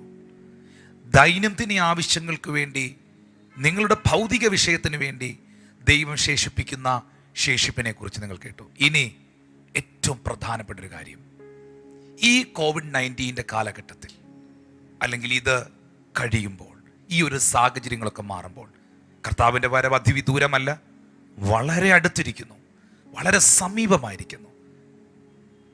ഈ കാലത്തിലും കൃപയാലുള്ള തിരഞ്ഞെടുപ്പിൻ പ്രകാരം ഒരു ശേഷിപ്പുണ്ട് എന്ന് പറഞ്ഞല്ലേ നമ്മൾ ഇന്നത്തെ സർവീസ് തുടങ്ങി. വരുന്ന കാലഘട്ടത്തിൽ ആ ശേഷിപ്പിനെ കൊണ്ട് ദൈവം വലിയൊരു പ്രവൃത്തി ചെയ്യും. ഈ ഒരു സാഹചര്യങ്ങളൊക്കെ മാറുന്നെങ്കിൽ, കർത്താവ് അതിനെ അനുവദിക്കുന്നെങ്കിൽ, ഈ COVID-19 കാലഘട്ടമൊക്കെ കഴിയുമ്പോൾ ഇതിനോട് തത്തുല്യമായ, നമ്മുടെ ഭാഷയിൽ പറഞ്ഞാൽ ഇതിനേക്കാൾ ഭീകരമായ സാഹചര്യങ്ങൾ നമ്മുടെ പിതാക്കന്മാർ മുൻകഴിഞ്ഞ വർഷങ്ങളിലൊക്കെ അനുഭവിച്ചിട്ടുണ്ട്. സ്വൈൻ ഫ്ലൂവിലൂടെ, വസൂരിയിലൂടെ, കോളറയിലൂടെ, വിവിധ തരത്തിലുള്ള വൈറസുകളുടെ ആക്രമണങ്ങൾ നമ്മുടെ രാജ്യങ്ങളിലും ലോകമെമ്പാടും ഉണ്ടായിട്ടുണ്ട്. സ്വൈൻ ഫ്ലൂ എന്ന് പറയുന്ന വൈറസിൻ്റെ അറ്റാക്ക് നിമിത്തം ലോക ജനസംഖ്യയുടെ 1% ലോകത്തിൽ നിന്ന് മാറ്റപ്പെട്ടിട്ടുണ്ട്. എന്നാൽ നിങ്ങൾ ശ്രദ്ധിക്കേണ്ടതായൊരു കാര്യം, ഈ ഒരു കാലഘട്ടങ്ങൾ കഴിയുമ്പോൾ, ഈ ഒരു സാഹചര്യം കഴിയുമ്പോൾ കർത്താവിന് ഒരു ശേഷിപ്പുണ്ടാകും. ദൈവത്തിൻ്റെ രാജ്യത്തിന് ഒരു ശേഷിപ്പുണ്ടാകും. ഞാൻ എല്ലാ സർവീസിലും പറയുന്നു, this is the time of preparation, this is the time of purification, and this is the time of restoration. ഇതൊരു പുനർസ്ഥാപനത്തിൻ്റെ സമയമാണ്, ഇതൊരു വിശുദ്ധീകരണത്തിൻ്റെ സമയമാണ്, ഇത് ഒരു ഒരുക്കത്തിൻ്റെ സമയമാണ്. Preparation, purification and restoration. അങ്ങനെയാണെങ്കിൽ പ്രിപ്പയർഡായ, ഈ ഒരു പ്രത്യേക സാഹചര്യത്തിലൂടെ കടന്നുപോയി ദൈവത്തിനു വേണ്ടി പ്യൂരിഫൈ ചെയ്ത, ദൈവത്തിൻ്റെ സാന്നിധ്യത്തിൽ തൻ്റെ തിരുവെഴുത്തുകളിലൂടെ പുനർസ്ഥാപിക്കപ്പെട്ട ഒരു ശേഷിപ്പിനെ ആഫ്റ്റർ ദിസ് COVID-19 ദൈവം പുറത്തിറക്കും, ദൈവം വെളിയിൽ കൊണ്ടുവരും. അത് കർത്താവിൻ്റെ ഒരു ശേഷിപ്പായിരിക്കും. ഹല്ലേലൂയ. ഒത്തിരി വിശ്വാസത്യാഗം നടക്കും. അവിശ്വസിച്ചും പരിഹസിച്ചും പഴി പറഞ്ഞും വിമർശിച്ചും പലരും വിശ്വാസത്തിൽ നിന്ന് പോകും. യേശു പറഞ്ഞു, അതങ്ങനെ തന്നെ സംഭവിക്കേണ്ടതാകുന്നു. വിശ്വാസത്യാഗം നടക്കും. പക്ഷേ ഒരു ശേഷിപ്പിനെ, കർത്താവിന് വേണ്ടി ഒരു ശേഷിപ്പിനെ ദൈവം പുറത്തു കൊണ്ടുവരും. എന്താണ് സംഭവിക്കുന്ന ശേഷിപ്പിനെ കുറിച്ച് തിരുവെഴുത്തുകളിൽ നിന്ന്, വചനത്തിൽ നിന്ന് പറയാനുള്ളത്? മീഖായുടെ പ്രവചന പുസ്തകം 2-ാം അധ്യായം 12-13 വാക്യത്തിൽ പറയുന്നു, യാക്കോബേ, ഞാൻ നിനക്കുള്ളവരെയൊക്കെയും ചേർത്തുകൊള്ളും, ഇസ്രായേലിൽ ശേഷിപ്പുള്ളവരെ ഞാൻ ശേഖരിക്കും. തൊഴുത്തിലെ ആടുകളെ പോലെ, മേച്ചിൽ പുറത്തെ ആട്ടിൻകൂട്ടത്തെ പോലെ ഞാൻ അവരെ ഒരുമിച്ച് കൂട്ടും. ആൾപ്പെരുപ്പം ഹേതുവായി അവിടെ മുഴക്കം ഉണ്ടാകും. യാക്കോബേ, ഞാൻ നിനക്കുള്ളവരെയൊക്കെയും ചേർത്തുകൊള്ളും, ഇസ്രായേലിൽ ശേഷിപ്പുള്ളവരെ, ഒരു ശേഷിപ്പിനെ, റെമനന്റ് ആയിട്ടുള്ള ഒരു കൂട്ടത്തെ ഞാൻ ശേഖരിക്കും. ഹല്ലേലൂയ. എന്താണ് അതിൻ്റെ പ്രത്യേകത? തൊഴുത്തിലെ ആടുകളെ പോലെ, മേച്ചിൽ പുറത്തെ ആട്ടിൻകൂട്ടത്തെ പോലെ ഞാൻ അവരെ ഒരുമിച്ച് കൂട്ടും. ഇത് ഇസ്രായേൽ ജനത്തോടുള്ള വാഗ്ദത്തമാണെങ്കിലും, ഇത് ഇസ്രായേൽ ജനത്തെക്കുറിച്ച് മീഖ പ്രവചിക്കുന്നതാണെങ്കിലും, വചനം വ്യക്തിപരമായി നമുക്ക് ഏറ്റെടുക്കാം. ഈ ഭാഗം നമുക്ക് വിശ്വസിക്കാം, ഈ ഭാഗം നമ്മുടേതാക്കി മാറ്റാം. മേച്ചിൽ പുറത്തെ ആട്ടിൻകൂട്ടത്തെ പോലെ ഞാൻ അവരെ ഒരുമിച്ച് കൂട്ടും. ആൾപ്പെരുപ്പം ഹേതുവായി വലിയ മുഴക്കമുണ്ടാകും. എന്താ അതിൻ്റെ അർത്ഥം? we are going to see the great revival. ഒരു വലിയ ഉണർവ് സംഭവിക്കും. ആൾപ്പെരുപ്പം ഹേതുവായി ഒരു വലിയ മുഴക്കമുണ്ടാകും. ആൾപ്പെരുപ്പം ഹേതുവായി മുഴക്കമുണ്ടാകുന്നത് ആരെ കൊണ്ടാണ്? ആ ശേഷിപ്പിനെ കൊണ്ട്. ആ ശേഷിപ്പിനെ കൊണ്ട് എല്ലാവരും വരുവിൻ, അതല്ല, ആ ശേഷിപ്പിനെ കൊണ്ട്. Hallelujah, glory to God. യോവേലിന്റെ പ്രവചന പുസ്തകം 2-ാം അധ്യായം 31-32 വാക്യം പറയുന്നു, യഹോവയുടെ വലുതും ഭയങ്കരമായ ദിവസം വരും മുൻപേ സൂര്യൻ ഇരുളായും ചന്ദ്രൻ രക്തമായും മാറും. എന്നാൽ അടുത്ത വാക്യത്തിൽ എഴുതിയിട്ടുണ്ട്, എന്നാൽ യഹോവയുടെ നാമം വിളിച്ചപേക്ഷിക്കുന്ന ഏവനും രക്ഷിക്കപ്പെടും. യഹോവ അരുളി ചെയ്തതുപോലെ സിയോൻ പർവ്വതത്തിലും യെരൂശലേമിലും ഒരു രക്ഷിത ഗണവും ശേഷിച്ചിരിക്കുന്നവരുടെ കൂട്ടത്തിൽ യഹോവ വിളിപ്പാനുള്ളവരുമുണ്ടാകും. ശേഷിച്ചിരിക്കുന്നവരുടെ ആ റെമനന്റ് ഗ്രൂപ്പിൽ, ആ ശേഷിച്ചിരിക്കുന്നവരുടെ കൂട്ടത്തിൽ യഹോവ വിളിപ്പാനുള്ളവരുമുണ്ടാകും. The remnant who the Lord shall call. Hallelujah. എന്നെ കേൾക്കുന്നവരെ, യഹോവയുടെ നാമം വിളിച്ചപേക്ഷിക്കുന്ന ഏവനും രക്ഷിക്കപ്പെടും. യഹോവ അരുളി ചെയ്തതുപോലെ സിയോൻ പർവ്വതത്തിലും യെരൂശലേമിലും ഒരു രക്ഷിത ഗണവും ശേഷിച്ചിരിക്കുന്നവരുടെ കൂട്ടത്തിൽ യഹോവ വിളിപ്പാനുള്ളവരുടെ ഒരു ശേഷിച്ച കൂട്ടം, റെമനന്റ് ആയിട്ടുള്ളൊരു ഗ്രൂപ്പിനെ ദൈവം വേർതിരിക്കും. അവർ പുറത്തു വരും, അവർ പുറത്തു വരും. ഇന്ന് ഈ സന്ദേശം കേൾക്കുമ്പോൾ ഒരു ആമീൻ പറയാമോ അതിന്? ഹല്ലേലൂയ. കർത്താവേ, ഞങ്ങൾ നിന്റെ വരവ് വൈകുന്നെങ്കിൽ ഒരു വലിയ ഉണർവ് ഞങ്ങളുടെ നടുവിൽ അയക്കണമേ. അവിടുത്തെ വരവ് വൈകുന്നെങ്കിൽ ഒരു വലിയ മാറ്റത്തിൻ്റെ കാറ്റ് വീശണമേ. ഒരു ശേഷിക്കുന്ന കൂട്ടത്തെ, ഹല്ലേലൂയ, ഈ സാഹചര്യത്തിലും കർത്താവിന് വേണ്ടി, അവന്റെ വചനത്തിന് വേണ്ടി നിലകൊള്ളുന്ന, ഏത് പ്രതിസന്ധിയുടെ നടുവിലും കർത്താവിന് വേണ്ടി ശേഷിക്കുന്ന റെമനന്റായി നിൽക്കുന്ന ആ കൂട്ടത്തെ സ്വർഗത്തിലെ ദൈവം ചേർത്തുകൊള്ളണമേ. അവരെ ഒന്നിച്ചു കൂട്ടി ആൾപ്പെരുപ്പം ഹേതുവായി മുഴക്കമുണ്ടാകട്ടെ. വലിയ ഹല്ലേലൂയ, 10,000-ങ്ങൾ, ലക്ഷക്കണക്കിന് ആൾക്കാര് ഒന്നിച്ച് ഹല്ലേലൂയ പറയുമ്പോൾ ഉണ്ടാകുന്ന ശബ്ദം വിശ്വാസത്താൽ എത്ര പേർ കേൾക്കുന്നുണ്ട്? 1,00,000 പേർ, 10,00,000 പേർ, 50,00,000 പേർ. ഇന്ത്യയിൽ, ഭാരതത്തിൽ, ലോകരാജ്യങ്ങളിൽ ലക്ഷക്കണക്കിന് ജനങ്ങൾ ഒന്നിച്ച് ദൈവത്തെ മഹത്വപ്പെടുത്തുന്ന ആ ശബ്ദത്തെ വിശ്വാസത്താൽ കേൾക്കുന്നവർക്കായി സ്തോത്രം. ആശേഷിക്കുന്ന കൂട്ടത്തെ, ആശേഷിപ്പിനെ ദൈവം എഴുന്നേൽപ്പിക്കട്ടെ. യെശയ്യാവിന്റെ പ്രവചന പുസ്തകം 28-ാം അധ്യായം അതിൻ്റെ 5-6 വാക്യങ്ങൾ ദൈവത്തിന്റെ ദാസനൊന്ന് വായിക്കാമോ വേഗത്തിൽ? അന്നാളിൽ സൈന്യങ്ങളുടെ യഹോവ തന്റെ ജനത്തിന്റെ ശേഷിപ്പിന് മഹത്വമുള്ളൊരു കിരീടവും ഭംഗിയുള്ളൊരു മുടിയും ന്യായവിസ്താരം കഴിപ്പാനിരിക്കുന്നവന് ന്യായത്തിന്റെ ആത്മാവും പട്ടണവാതിൽക്കൽ വെച്ച് പടയെ മടക്കിക്കളയുന്നവർക്ക് വീര്യബലവുമായിരിക്കും. ആർക്കാണ് ദൈവം വീര്യബലമാകുന്നത്?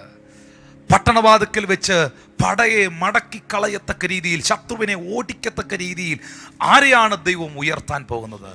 5-ാമത്തെ വാക്യത്തിൽ വ്യക്തമായി യെശയ്യാ പറയുന്നു, യഹോവ തൻ്റെ ജനത്തിൻ്റെ ശേഷിപ്പിന്, ഹല്ലേലൂയ, ആ ശേഷിപ്പിന് ദൈവം ഒരു ക്രൗൺ ആയിരിക്കും. ആ റെമനന്റ് ആയിട്ടുള്ള കൂട്ടത്തിന് ദൈവം ഒരു കിരീടമായിരിക്കും. ശേഷിപ്പിന് അവനൊരു മഹത്വ കിരീടമായിരിക്കുമെന്ന് തിരുവെഴുത്തിൽ വ്യക്തമാക്കുന്നു. ഇനി ഞാൻ പറഞ്ഞവസാനിപ്പിക്കട്ടെ. നമ്മുടെ കർത്താവിൻ്റെ വരവിങ്കൽ, നമ്മുടെ യേശുവിൻ്റെ വരവിങ്കൽ ആരാണ് എടുക്കപ്പെടുന്നത്? അല്ലെങ്കിൽ മരണാനന്തരം ആരാണ് നിത്യതയിൽ എത്തുന്നത്? മത്തായി 7:13-14 യേശു പറയുന്നു, ഇടുക്കുവാതിലൂടെ അകത്ത് കടപ്പിൻ, നാശത്തിലേക്ക് പോകുന്ന വാതിൽ വീതിയുള്ളതും വഴി വിശാലവും അതിലൂടെ കടക്കുന്നവർ അനേകരുമാകുന്നു. ജീവങ്കിലേക്ക് പോകുന്ന വാതിൽ ഇടുക്കവും വഴിഞ്ഞെരുക്കമുള്ളതത്രേ, അതിലൂടെ അത് കണ്ടെത്തുന്നവർ ചുരുക്കമത്രേ. ഒരു ശേഷിപ്പ് മാത്രമേ ജീവന്റെ വാതിലൂടെ പോകത്തുള്ളൂ. ഒരു ശേഷിപ്പ് മാത്രമേ, ഒരു ചുരുക്കം ആൾക്കാർ മാത്രമേ അവിടെ എത്തത്തുള്ളൂ. എല്ലാവരും സ്വർഗത്തിൽ പോകുമെന്ന് വേദപുസ്തകത്തിൽ എഴുതിയിട്ടില്ല. പക്ഷെ ദൈവം ആഗ്രഹിക്കുന്നു എല്ലാവരും സ്വർഗത്തിൽ എത്തണമെന്ന്. കാരണം സ്വർഗം ദൈവം ഒരുക്കിയിരിക്കുന്നത് തൻ്റെ മക്കൾക്കും തൻ്റെ സൃഷ്ടിയായ മനുഷ്യനും വേണ്ടിയാണ്. നരകം ദൈവം ഒരുക്കി വച്ചിരിക്കുന്നത് മനുഷ്യന് വേണ്ടിയിട്ടല്ല, സാത്താനും വീണുപോയ ദൂതന്മാർക്കും വേണ്ടിയിട്ടാണ്, സാത്താനി സൈന്യത്തിന് വേണ്ടിയിട്ടാണ്. ആ നരകത്തിൽ മനുഷ്യന്റെ ആത്മാവ് നിബന്ധിക്കുന്നത് മനുഷ്യൻ ആ സാത്താൻ്റെ ഇൻഫ്ലുവൻസുകളിൽ, അവൻ്റെ പ്രലോഭനങ്ങളിൽ വഴിപെട്ടു പോകുമ്പോഴാണ്. സ്വർഗം ദൈവം ഒരുക്കിയിരിക്കുന്നത് തൻ്റെ ഭക്തന്മാർക്കും തൻ്റെ മക്കൾക്കും വേണ്ടിയാണ്. ആ വിശാലതയുടെ വാതിൽ, വിശാലതയുടെ വഴി എന്ന് പറയുന്നത്, നാശത്തിന്റെ വാതിൽ എന്ന് പറയുന്നത് വീതിയുള്ളതും വിശാലവുമാണ്. ഒത്തിരി പേര് അതിലൂടെ പോകുന്നുണ്ട്. ഇങ്ങോട്ട് നോക്കി ഈ ഇടുക്കോ ഞെരുക്കോ ഉള്ള വഴിയിലൂടെ പോകുന്നവരെ നോക്കി പരിഹസിച്ചുകൊണ്ട്, നിങ്ങളെപ്പോലെ എന്നെ പോലുള്ളവരെ, ദൈവകൃപയിൽ ജീവിക്കുന്നവരെ കളിയാക്കിക്കൊണ്ട് അവർ പോകുന്നുണ്ട്. പക്ഷെ ആ പോക്ക് നാശത്തിലേക്കും നരകത്തിലേക്കുമുള്ള യാത്രയാണ്. കാരണം ജീവങ്കിലേക്ക് പോകുന്ന വാതിൽ ഇടുക്കമുള്ള വഴിയാണ്. ആ വഴി കണ്ടെത്തുന്നവർ, അത് ഫൈൻഡ് ചെയ്യുന്നവർ ചുരുക്കമാണ്. ഒരു റെമനന്റ് ഗ്രൂപ്പാണ്, ഒരു ചെറിയ ശേഷിക്കപ്പെട്ട ഒരു ഗ്രൂപ്പാണ്. അതിൽ നിങ്ങളുണ്ടാകണം, ആ ശേഷിപ്പിൽ നിങ്ങളുണ്ടാകണം.